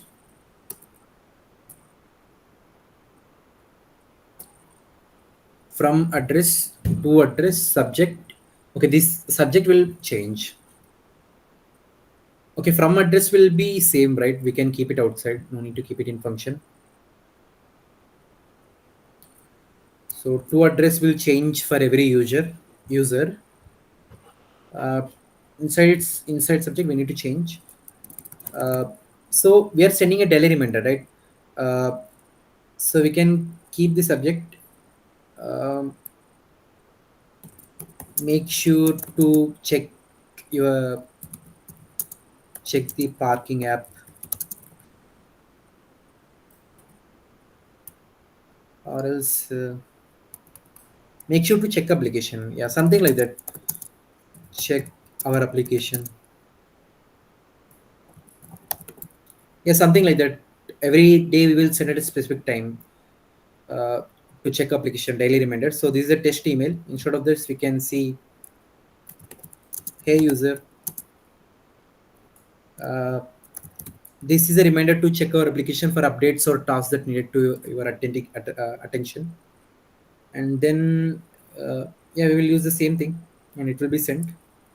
And once the mail has been sent, we will print something. Print daily reminder sent successfully, just to check. And we will use the same logic for this. So first let's check this one, the one we did now. So send daily reminders. Hopefully it will work. I can yeah. So I'm calling the, I'm running the script again.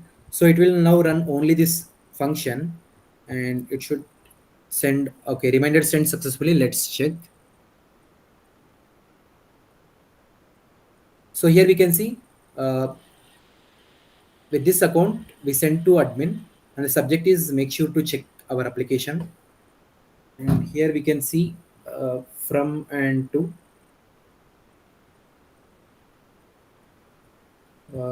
It is giving to.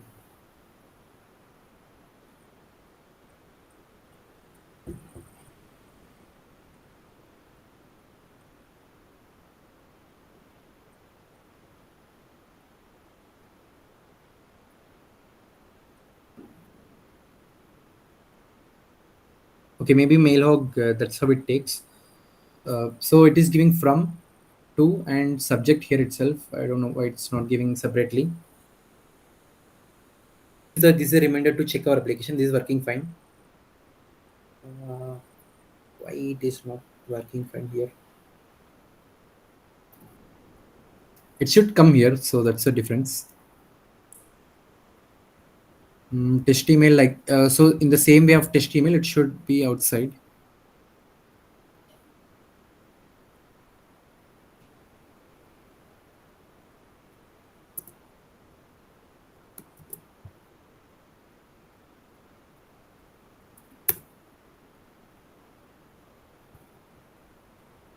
Okay, now itself it is not even getting it.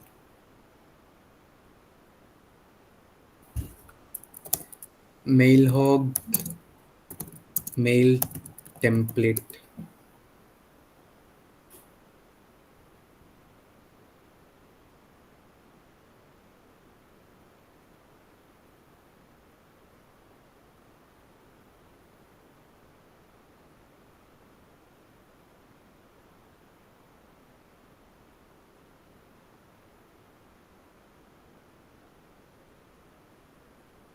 Is there even a template?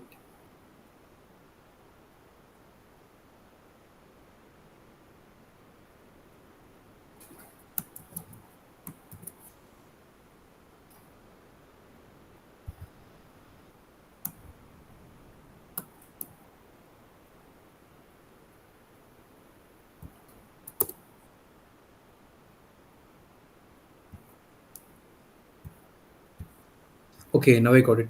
So because of the indentation, it was not working. Yeah, now I got it. Okay, so we gave this triple quote, right? So if we give some space, it will give indentation. So mailhog will automatically pick this from to subject from this. So instead of this triple quote, is there any way to do that?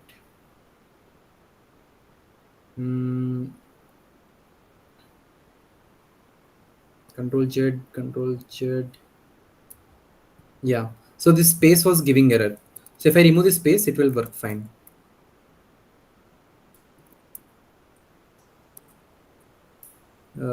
Yeah. So if I keep body like this, then it will work fine. Control S. So let's send the mail again. Now we can see the mail has been sent. So right now it is perfect. from, to, and subject. Before it was everything was combined in this single line itself. I mean, 2 lines. So right now it is somehow good. So what we will do is we will just use new line character, guys. So /n. So new line, and then new line, and then new line, new line. So 2 new lines, and after that this ending. So right now it is simplified. So instead of multiple lines, I just made it a single line. So the template will work fine. Yeah, so working fine. So we'll use the same thing to make a new function. It's local host, not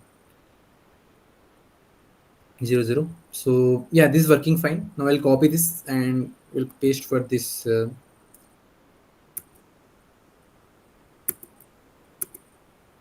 the weekly reminders, not weekly, monthly. MONTHLY.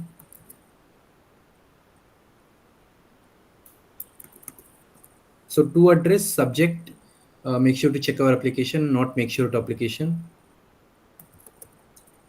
Here is your monthly reminder. So here, hey user, thanks for using our application. This is a reminder to check for any updates, tasks you need to for attention. No. This is your monthly reminder. This is your monthly activity report. So something like that. And so guys, I guess in the product statement they have mentioned the activity report can include parking spots booked per month. So you need to send some of this information. You can send this in a HTML format. So most used parking lot by user, amount spent on parking for a month, or any relative information to the user, etc. Yeah. So you need to get the specific information. So inside this body, I will keep the information.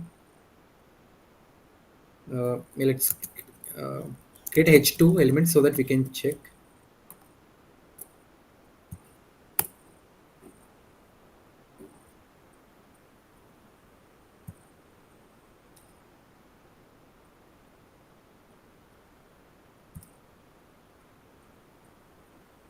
Okay, 2 minutes ago. Okay, we are not calling this function, so that's why. Send MON monthly reminders.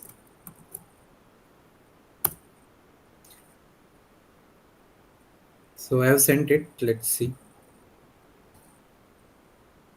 So here we can see monthly report has been sent, and it is giving H2 elements. Or else we can use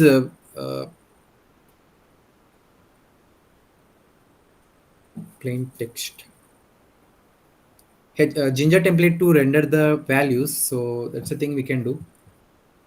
So you all know how to use Ginger template, guys. So you can just make a string and replace the values there. Just get the data from the API and get it here like specific user information and send it to the user. So you need to send some information. So that's something. It will take a lot of time, so I'm not going through that.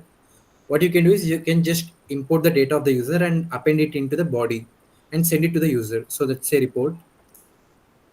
So yeah. Now let's create this export job results. So, and I will just paste it here. Daily reminder center, so not daily reminder.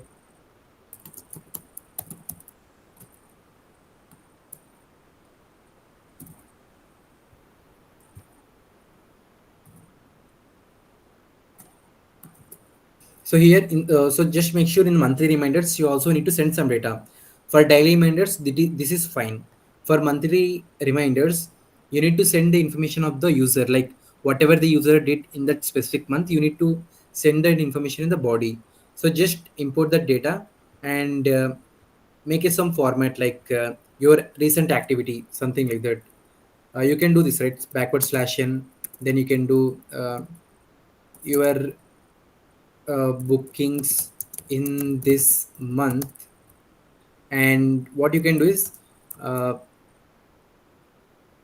uh, so just add the text here. You can do is okay, for now I'm just giving it, or else you can make a string and attach here. So plus, so you can programmatically generate this one. That is day one. uh, I'm not sure, some location, Reliance slot 10 slot 2, and then backward slash. Okay, this is giving some data, so you can dynamically generate, right, by using Python and just append it and add it to the string. So you can send this mail.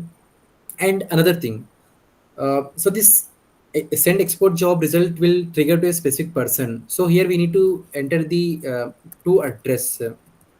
So to whom you want to send, and what is the link they can click to download the result thing, right? So link. So we'll be sending two things here. So when a user click on export something, we will in background we will generate that. Then we will send the mail to the user to download that. So here is your export job results. Instead of export CSV export, not export job result, CSV export. Hey user, thanks for using application. No. Click this link to download our CSV file, and then we will give the link here that we are giving here. So we'll pass address and the link. So user, whenever user clicks on this link, it will automatically download the CSV file. So something right now that we have done. And this daily reminders and monthly reminders has to be sent every user in the application, right? So now what we will do is from models, we will import user, and here we will send the mail to every user, and we will fetch all the users. User equal to user.query.all. Now we will do for loop. For u in user, we will send to every user to address equal to u.email. I think it is u.email. Let me check. Yeah, u.email. So I'm just going through every mail. So understand the process I'm doing is, first I check the mail. If it is working fine, then I'm importing something. Then I'm keep building. If something is working fine, then I'm adding some more little things. In the same manner, you have to do the same. So to address u.email, subject equal to make sure to check our application. Then body equal to hey user, this is your reminder to check our application. So for every user, we are sending some mail. So that's what we are doing here. Control S. Let's check this one. Yeah. So let's call this function. I'm not calling any other function. Daily reminders. Before that, let's close this one so that all mails will be deleted.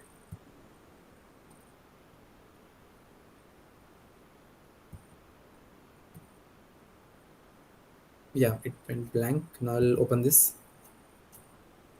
Okay, now it became empty. I'm running the app Mailhog again. So it became empty. Now if I send, it will show the fresh emails, right? So I'm running the application Python mail.py. It will call this, it will trigger the function to run. Can't open. Okay, cd backend, then Python mail.py. Yeah, I think everything is perfect. Okay. Working outside of the application context. Okay. So there is something called application context. So we are importing the user from models, right, outside of the application. So to this, what we need to do is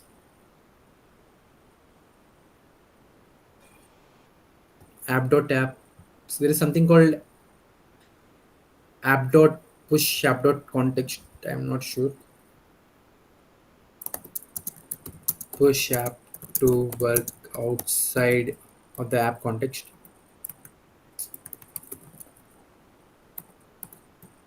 So if we do this, okay, I'm not doing this. I will just run the Flask app. Maybe after this it will work. I'm not sure. Let's check. Python app.py. So I'm running the mail thing again. Okay, yeah.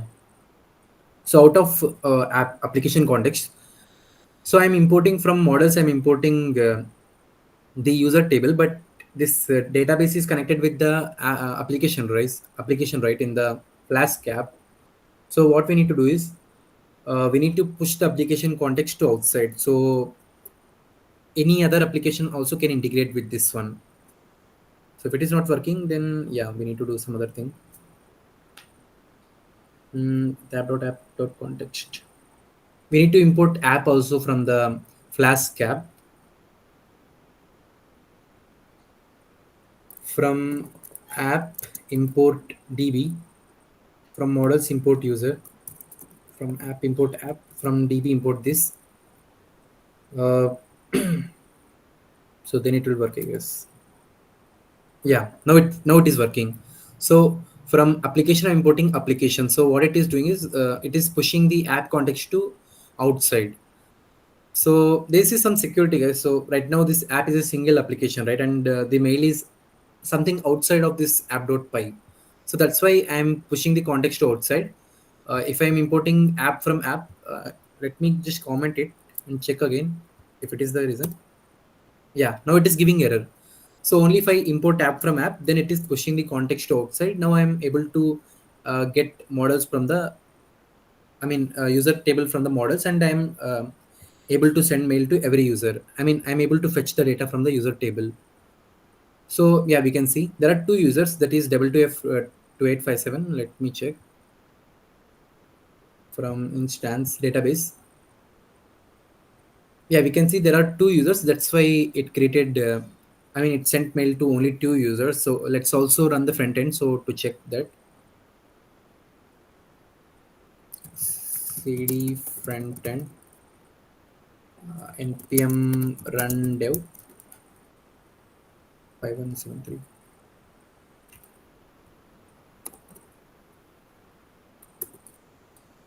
Okay, log out. Let me create a new account. I will give some random name. Okay, 1234. Invalid credentials. Register here. Name hello. Okay, account created. Now if we send the mail again, then it should send mail to that account also. Okay, so it will not give application context error now because we imported the app from app, and in app.py we added this app.app context.push. Here also we can see with app.app context, but we don't need to because we are pushing it here. We can directly import app and we can do the same. So let's go to, here we can see parnapalli2004 at gmail.com, 22f3002857 admin at gmail.com. So it is sending the mail to every user in the database. Any doubts, Chandra, Shyam, Yogesh? Here? Clear. But Yeah, it is do clear, we right? have to do same way? Do we have Yeah, to you do have the to, right? same way in the project? So this is standard way. If you found any alternative which does the same, No, then you no. can do the same. What I mean is, the mail will not be sent. It will be sent through shown this Yeah, way yeah. only. Yeah, yeah, in Viva. This is how, uh, I mean, you don't need to worry about it. If you do this, then it is perfectly, uh, it is all right, guys. So, yeah. Sir, Only I have thing is, you have to do it at specific time, like first day of month, and Yeah, that's that how we will do it we are later going. with salary. Right now, I just created some Okay, functions to send the mails. okay, Yeah. okay. So now what we will do is we will install Celery and we will create some task and we will select time and we will use this function to send the mails at a specific time. Yes, Chandra? Sir, this module specifically, right? It is like standard. So chances are that when we will code it, right? Mm-hmm. My code might be a lot similar to other students, right? No way. There will be some new line, unnecessary spaces, comments, the way you write. So there is very less chance like two people code will exactly match. So you don't need to worry about that. Folder structure, it will check about everything. So yeah, Okay, sir. yeah. Send monthly reminders. Also the algorithms know about this, right? So they will make sure how to tackle that situation. Even if there is any false positive about the plagiarism, they will conduct some meeting and they will ask you to, I mean, how your application is working. If you are able to explain that, then they know you made the application, right? So those things they will take care. You don't need to worry about it. Okay. Okay. Yeah. So let's now check the mail monthly reminders. We need to do the same here. First we will fetch all the user information from database, then we will go in a loop, and then we will send the application. And to address we need to give u dot email. So that's it. Let's run the app again. Yeah, monthly reminder sent successfully. Yeah, here is a monthly reminder. So if I open day one Reliance slot 2, so you need to send some report, something like this. From you just need to mention the day in the previous month itself that you have to do. So learn how to query data in a specific day. That's what they are asking here, monthly reminders. The activity report can include parking spots booked per month, most used parking lot by user, amount spent on parking for a month, or any relevant information to user. For a monthly report to be sent, start a job on first day of event of I mean first day of every month to create a report using the above parameters. Send it as an email. So you can even send it as a text. It is fine, but you have to send. Okay, so that's it. You have to send the information. If they use web proctors, you can say I am sending it as a text format. Yeah, but in export you will create a file for sure, but that we will do it later. Okay, so yeah, and this working fine. So both this monthly and daily reminders you need to send to bulk, like all users, whereas the send export job results you need to send it for a specific user. What I'm doing is user filter by. I'm trying to get a user with ID. Query dot get what is my ID? So 3, and I want to send export job results to this user 3. I mean, we will get the user email from the backend, right? I mean, fetching the database, right? So we are fetching the user with the ED3, and then we are returning this local host thing. And there is something, guys. So in Mad1, maybe you might have worked with something called static folder in backend. So with static folder, you can serve files in this. So right, it is there. So if I give some image here, okay, let's download some CSV for testing purpose. Sample CSV download.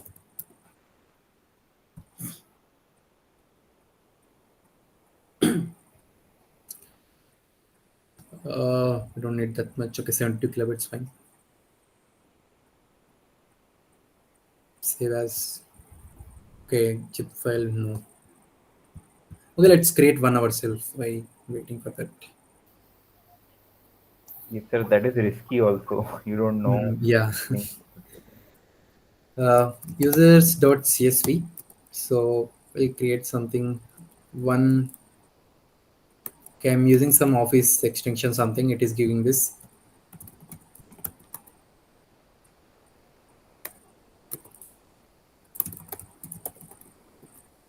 Uh, okay, it is heading. ID. Name. It is tracking. Okay, I will save it. I'll go to mail.py. I will send the same. So localhost, our application is running on which port?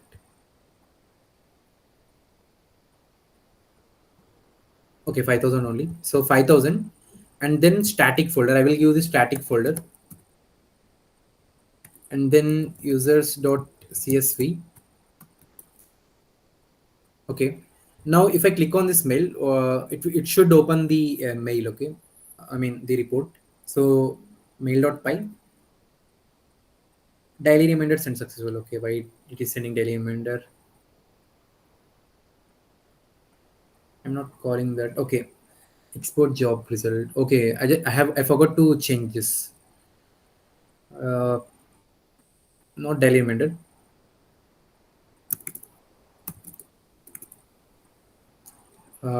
Export job result sent successfully. Yeah. So anyway, it's sent. So I'll just open this. Here we can see here is a CSV export. Hey user, click this link to download your CSV file. If I click on this, it will open the CSV file. If I open, here I can see the file I created.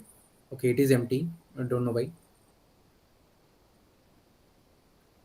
User.csv. Okay, I'm wondering why it is not saving. So this extension is not working. Okay, let it be. So here I will do it again. Name comma id comma name 1 alias 2 3 Indra, 4 Sham 5 Vaishnavi something. Let's keep it. I will send the mail again. Here I can see user job results sent successfully. It is some giving.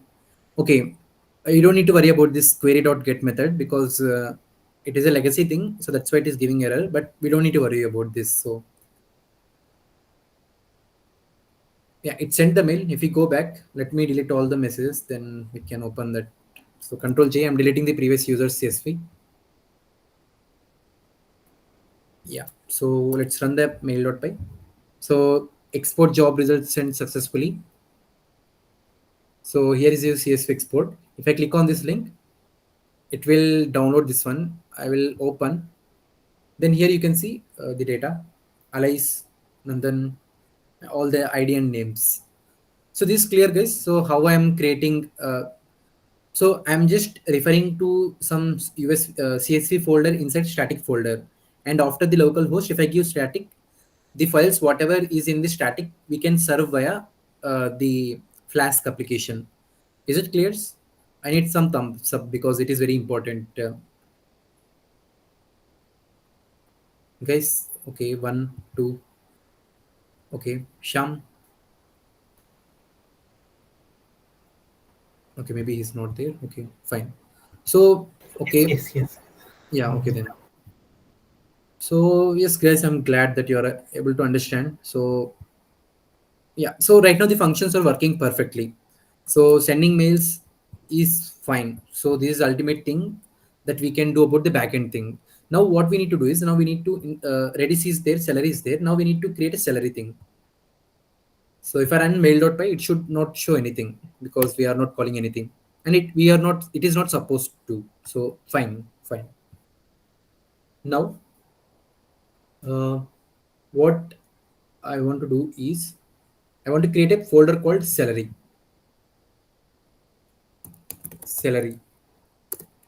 So I created salary. So salary is a separate application that is in backend. So salary we need to consider it as a separate thing where we will assign some tasks to it. It will do beside of the application. So whatever we are doing here, all will be controlled by these controllers, creating something, deleting something, that is fine. But we want to do something like sending mails, all things has to be done by the salary, not the application. So that's it. I mean, if you want, we can create a button right in the front end. If admin wants to send a mail, he can click on a send mail and it will send to everyone. But admin can't come at a specific time at a day, right? Then if you want to do that programmatically, then we can use this salary thing. So salary is a task scheduling and queuing thing, which will use the Redis to maintain the queue order. So Redis, what is Redis? We forgot to go through it. Let's go through the Redis. What is Redis? So Redis is a fast open source in-memory structured data structure stored that can be used as a database, cache, and message broker. So memory is a open source, like it is open source, not paid. In memory, so it will store all the information in the memory, that is RAM. It will not store in the hard disk or something which needs retrieval after some time. So it is very fast because it is in memory. It is very fast, and we can use it as a database, like we can store cache information in the database, that is salary, and we can retrieve it very easy without waiting some time. Whereas if we do some database operation like fetching some information from the database, it will take some time because we are fetching right database. If there are so many people are trying to fetch some information, it will keep loading. I mean, it will wait. Like everyone is done, then it will do it, or else the performance will be very bad. So in order to avoid that, if something is frequently accessed and it is very heavy operation, then we can use this Redis to avoid that thing, to improve the performance. We can store the same information in cache. Unless there is some update, we will not delete the cache and it will be stored there for specific time, the mentioned time. So whenever user tries to request and the data is fine, like there is no update, then we can be sure we can return the cache, right, instead of fetching again. It's something like what is the best example I can give on Redis?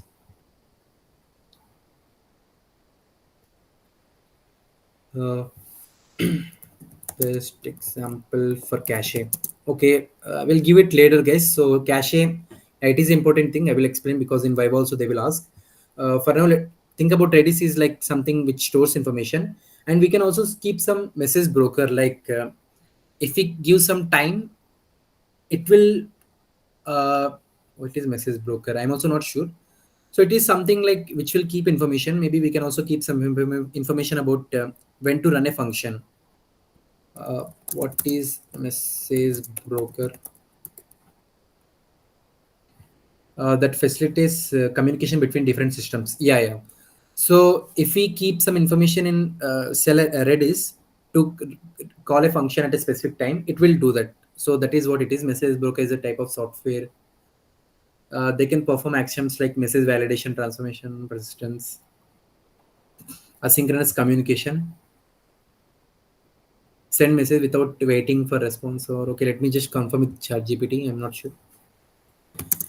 Is message broker like Redis will perform some action on specific time?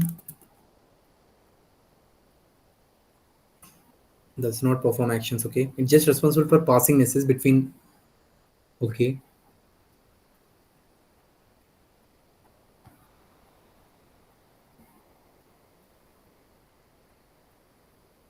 Okay. How Redis as a message broker work with Celery to do queues, QUE, yes, queues, and I'm not sure, queues and um, scheduled jobs. So these are theory part. Uh, so just work on it. Redis works as a message broker for Celery by acting as a intermediary between your procedure, the part of application that enqueues task, and worker process, which actually executes task. Basic concepts: a task queue for handling asynchronous background jobs, a message broker like middleman or queue that Celery uses to store tasks temporarily. Okay, so Celery will keep all the information in the Redis. Once it is done, it will remove. So it is some data structure it will use there. And Celery built a scheduler that sends tasks to broker at a predefined times. Example, cron like behavior. Scheduler that sends tasks to broker at a specified time. How queued jobs work. You define task in your application. Your app enqueues the task using task.delay. Okay. Redis store the task in queue. Okay, it will store the task information in the queue.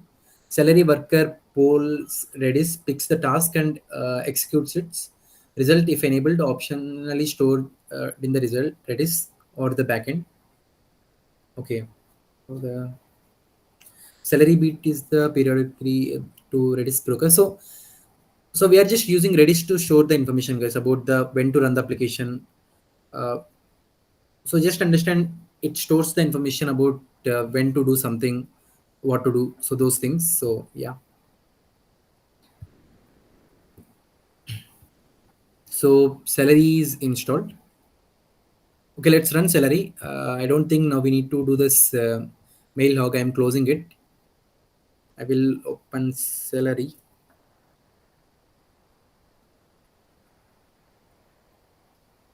Sorry, Redis. So I'm turning on Redis because in order to use Celery, we need to turn on Redis for sure, or else it won't work. I think it will also work with the local host. I mean, computer. I'm not sure. Threads something. There is multi-processing. I'm not sure. But in our application, we need to use Redis because we are working on a web application, right? So right now Redis is working. Now let's go through the documentation and implement how to do this salary.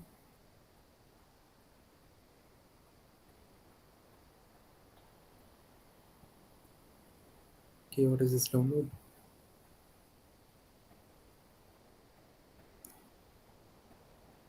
Okay then. So getting started. Introduction to salary.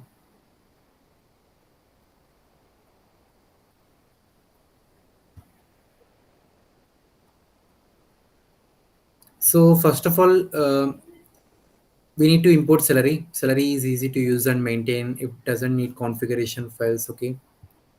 So let's follow the same, guys.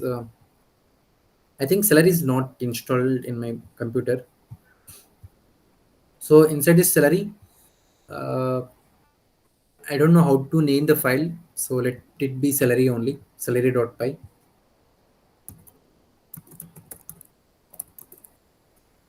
Here from salary,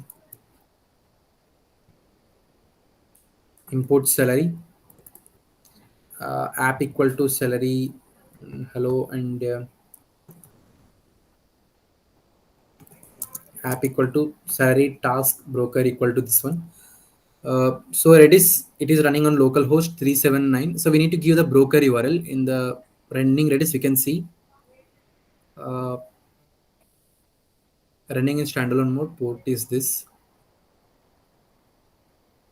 6379. Process ID 22639 22636.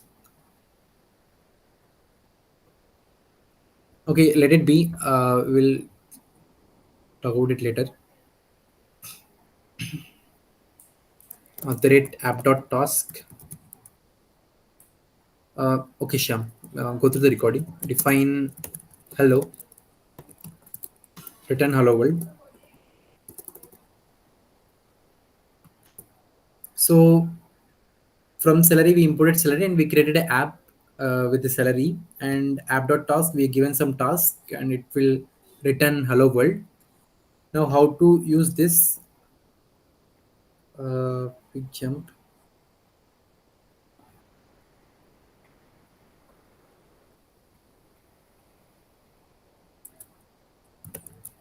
Hello dot apply async. I don't think.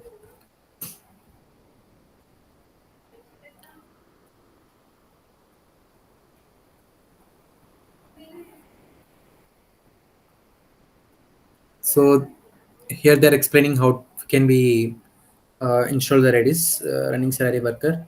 So we can run the salary worker using this after defining this function. So from salary, we imported salary and we created an application and then we created a task.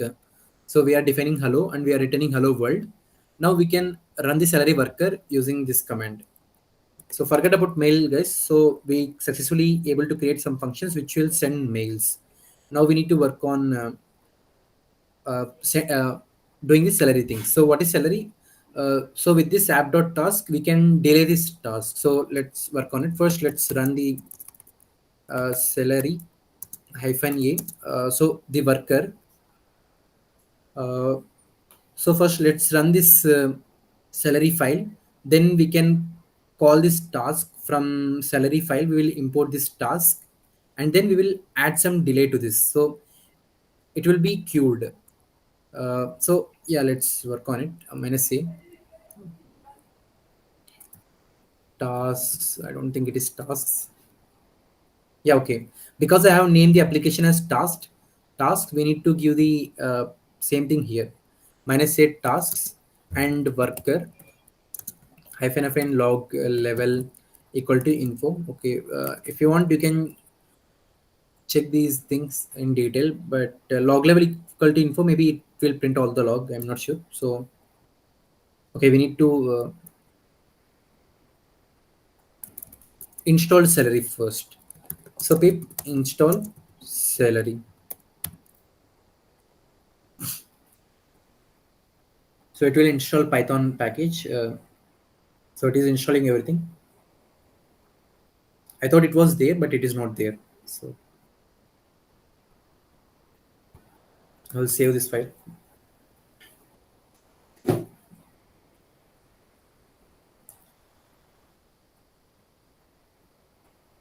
Okay, Celery has been installed. Now I'm in backend folder. Inside backend folder, I haven't opened this Celery. I mean, open this Celery folder. Let's check if it works or not. Celery. Okay, I can go up, right. So Celery -a task wonder worker log level equality info. Okay, unable to load Celery application. The module task was not found. So what we need to do is, because we are inside backend folder, now again we need to enter into the Celery folder. So cd Celery. Now we are in bootcamp mat2 inside backend.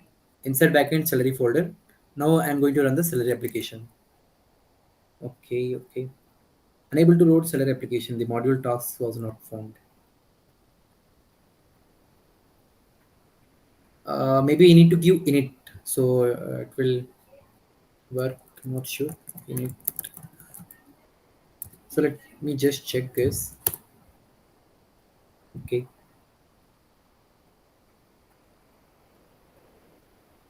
Mm.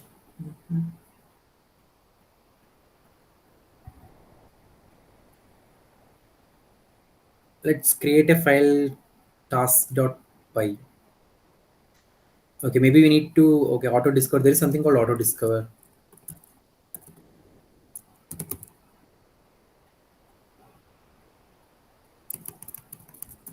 App.auto discover task. Okay. So we can make this application auto discover. So Celery.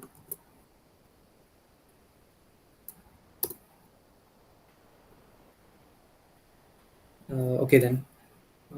What we can do is we can just pass the file name itself, rename Celery. So instead of hyphen e tasks, I will give this Celery name.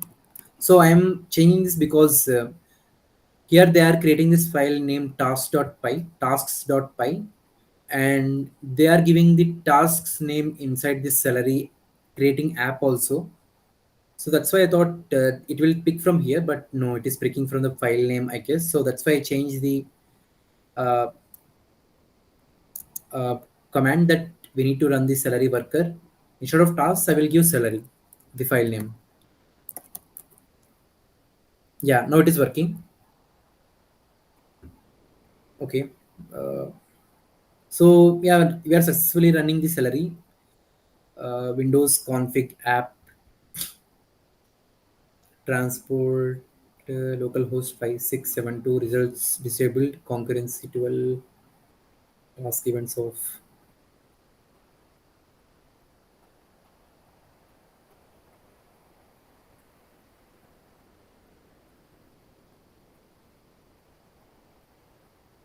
She activity refused it. Okay, in Windows it won't give this much errors, so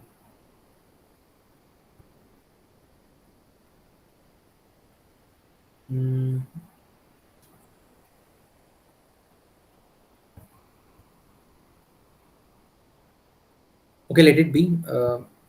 It will work. Let's check. So now we are able to run the Celery file. It is working. It should mention the task that has been assigned with this application, but it is not mentioning. Let it be for now. It is giving some error. Cannot connect to AMP guest. Win error. No connection could be made because target mission refused it. Okay, let's ask ChatGPT. Below error.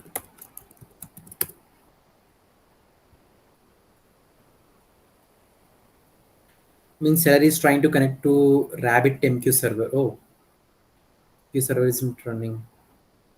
Use Redis instead of RabbitMQ. Who are using RabbitMQ?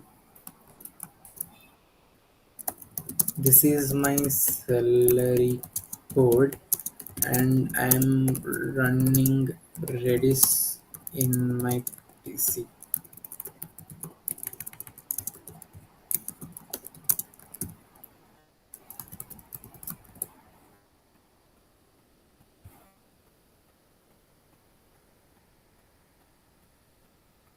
You're still getting this.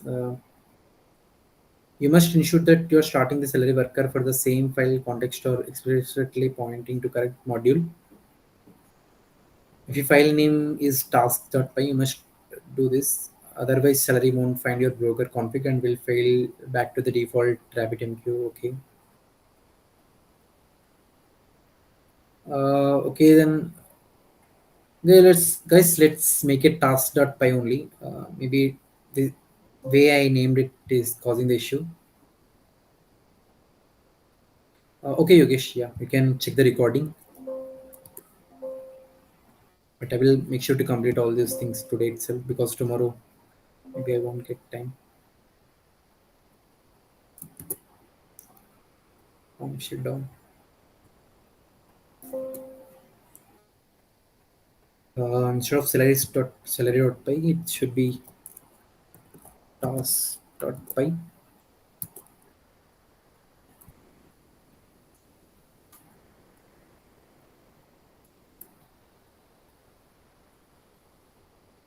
It should be cd double dot because right now I'm in salary folder.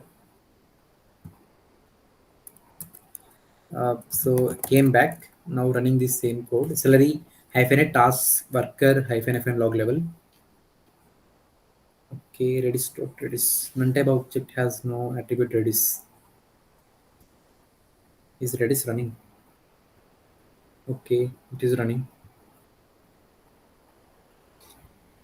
Hmm.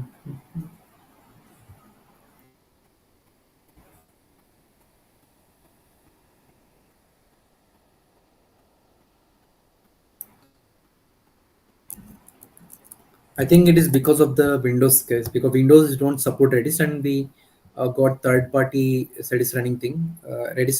So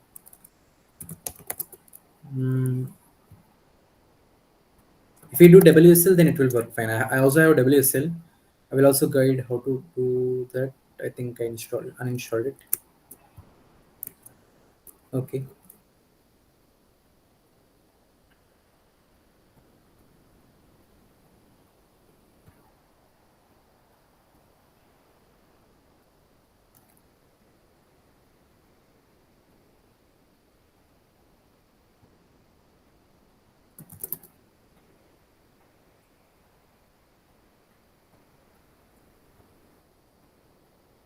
Redis localhost.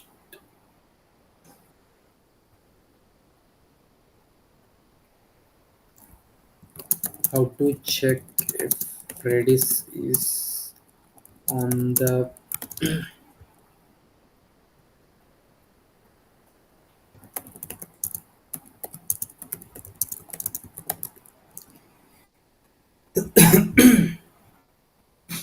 using Redis CLI to ping. Okay, it is working, but here it is not showing.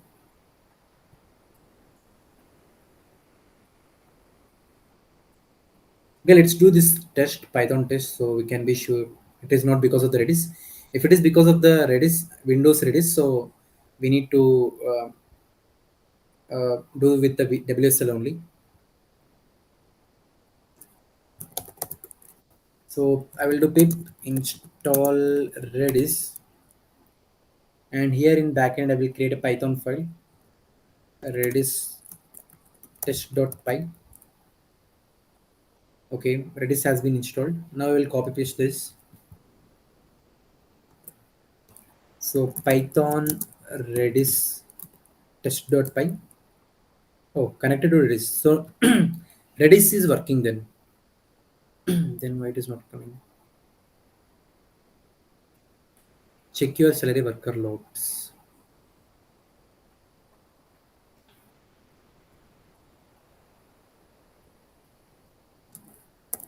The Pythonic way to test Redis is showing it is connected Why my salary not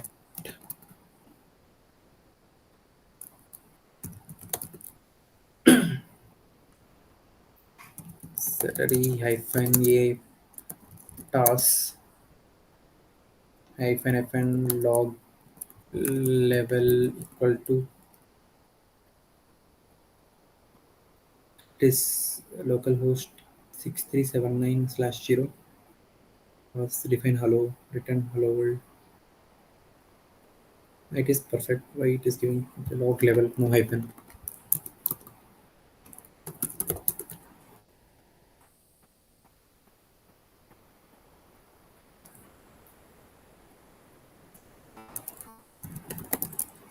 So,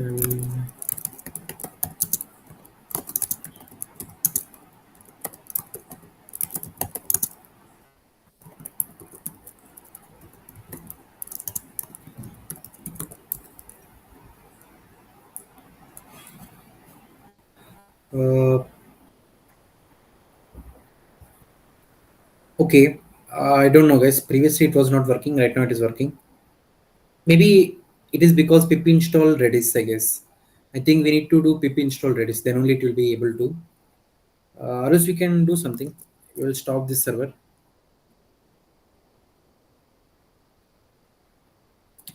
Clear. Pip uninstall Redis to check if it is the reason or not.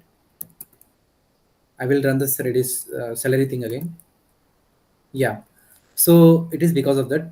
We need to also install Redis pip install so that Python can handle it. Maybe the salary modules is using Redis in backend, not sure in the modules. So yeah, right now we can see the task has been added into the salary. Now what we can do is we can call the task that has been queued. I think I can close the front end. So cd double dot slash backend. Yes, Chandra. Sir, how much more time this will take? Maybe 10 more minutes. That's it. I just want to tell what is salary. How can we do? Okay, sir.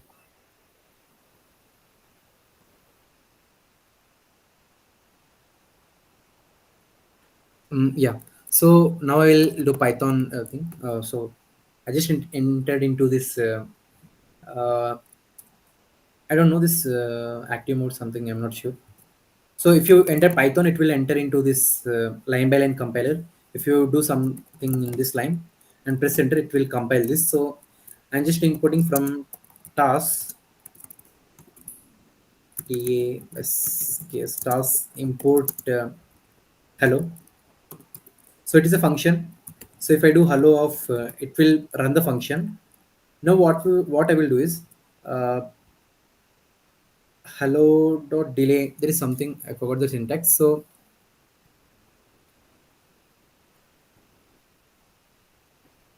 yeah. So right now salary is working fine. So it is working and it is able. It is handling the task. Now what we can do is for a task import we imported the function hello. Now what we can do is uh, hello dot delay and then it will return a id. So it will return id instead of returning the result of the function. It will return the id. Now we can copy this id and we can call the function async result something. Then we can get the result from uh, the queued execution. If there are so many users so trying to is there any animation on this? Sir, is this a memory location ID or something? So just put the task in a queue in the Redis server and it will execute them in a queue wise. After executing, it will store result with this ID. So we can fetch the result with this ID. So we also need to put some backend here. We will do that. Let me check. I'm also not sure. So queue task animation.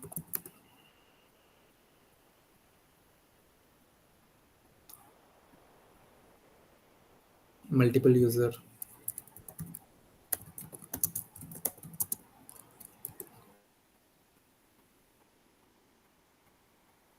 Uh, you can think something like this. If so many people are requesting, we will take all users order and we will do in a queue wise. So same thing happens here. After one task is done, we will process the next one.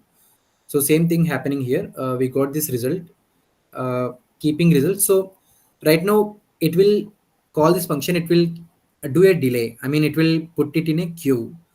So right now there is no one is doing this, right? So it will execute the task instantly, but still it is returning the ID. So we can copy this ID, and with this ID we can get the result. Apply sync method gives greater control of the task execution. Calling an array result instant. This can be used to check the status of the task. So with this ID we can check the status of the task. How to do that? So there is something called backend to store the result. We can store the result in the Redis server. Uh, um, is there any other way to do this?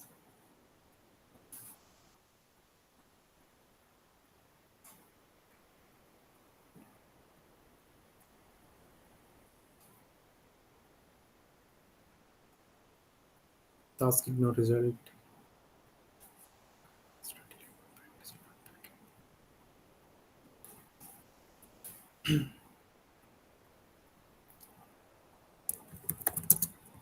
With salary task ID, how to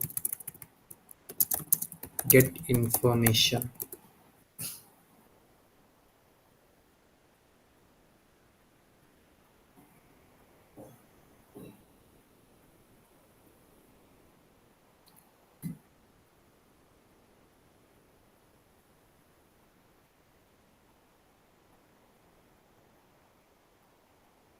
Where the task do something is the name of the task, and task ID is the ID you choose. You can learn. Okay, I don't want this.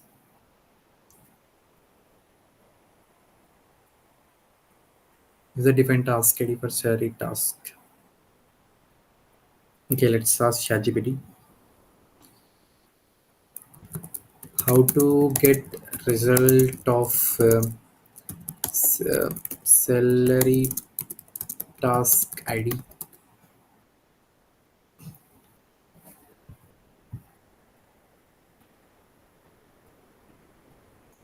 Hmm.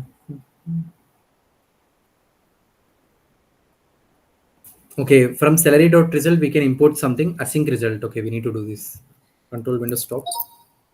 So from salary dot result, I'm importing async result. So this is some module. So previously it resulted a class with this thing, right? A object with that class. So right now we imported async result, and we can do is result equal to async. In this object I'm passing this, maybe it is a function. In this function I'm passing this information, or else it can be a class. I guess it will be a class, yeah, for sure. So async result, inside this I'm passing the task ID, that is the one I copied. So the task ID, and then app equal to app. Okay, we also need to pass the app information. From task import tasks. Okay, maybe it is hello, I guess. Hello. Invalid decimal iterator. Okay, maybe we have to pass in a string format. Oh.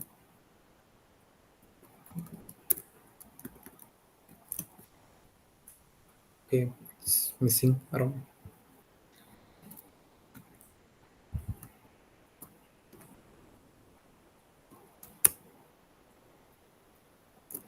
So result equal to async async result of, inside quotes, the task ID and the function hello that you imported. Why it is doing like this?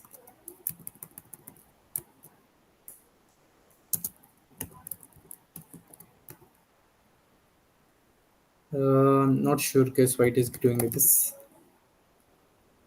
Okay, from tasks import hello, we imported the function. From salary dot result import async result uh, result equal to, we are calling the function and passing the class constructor, and we are passing the id, and then the app hello. Okay. Hello object has no attribute, remove pending result. Okay, maybe we need to use backend also, then only we can store the information. Backend equal to, so in the Redis itself we are storing the information.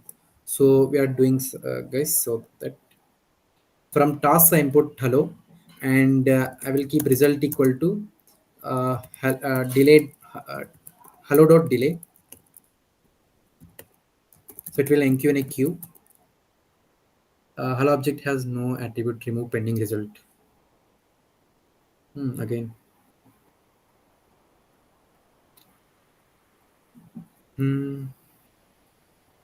Not sure about this. I think that's enough for today, guys. Tomorrow I will work on it and I will explain this in better. So today we covered Mailhog, how to send mails. So tomorrow we will learn about salary in depth, scheduling mails and caching, then how to generate graphs, and at the end I will teach how to submit project. Hopefully all these things will be done by tomorrow. We'll prepare well before coming to the class. So yeah, so that we can complete it on time. So thank you for joining guys. If you have any doubt you can ask, or else we can end the session. Any doubts? No, sir. It's just that if you can just spend some time tomorrow, right? Then we can complete on time tomorrow. That's the only thing. Yeah, sure, tomorrow I will spend some more time then. Yeah. Okay. Okay then, good night guys. Tomorrow we will work in depth on this salary. So I will explain again from salary from scratch. So yeah, mails I won't repeat because it went well. Salary I will work on before coming to class. I will work on it and I will explain well. And we will trigger the jobs, and we will also create a export jobs, and then caching, and then after that how to create a graph. I will just give one basic example and how to do it yourself. So that's it. Good night guys, have a great day. Thanks for joining. Bye.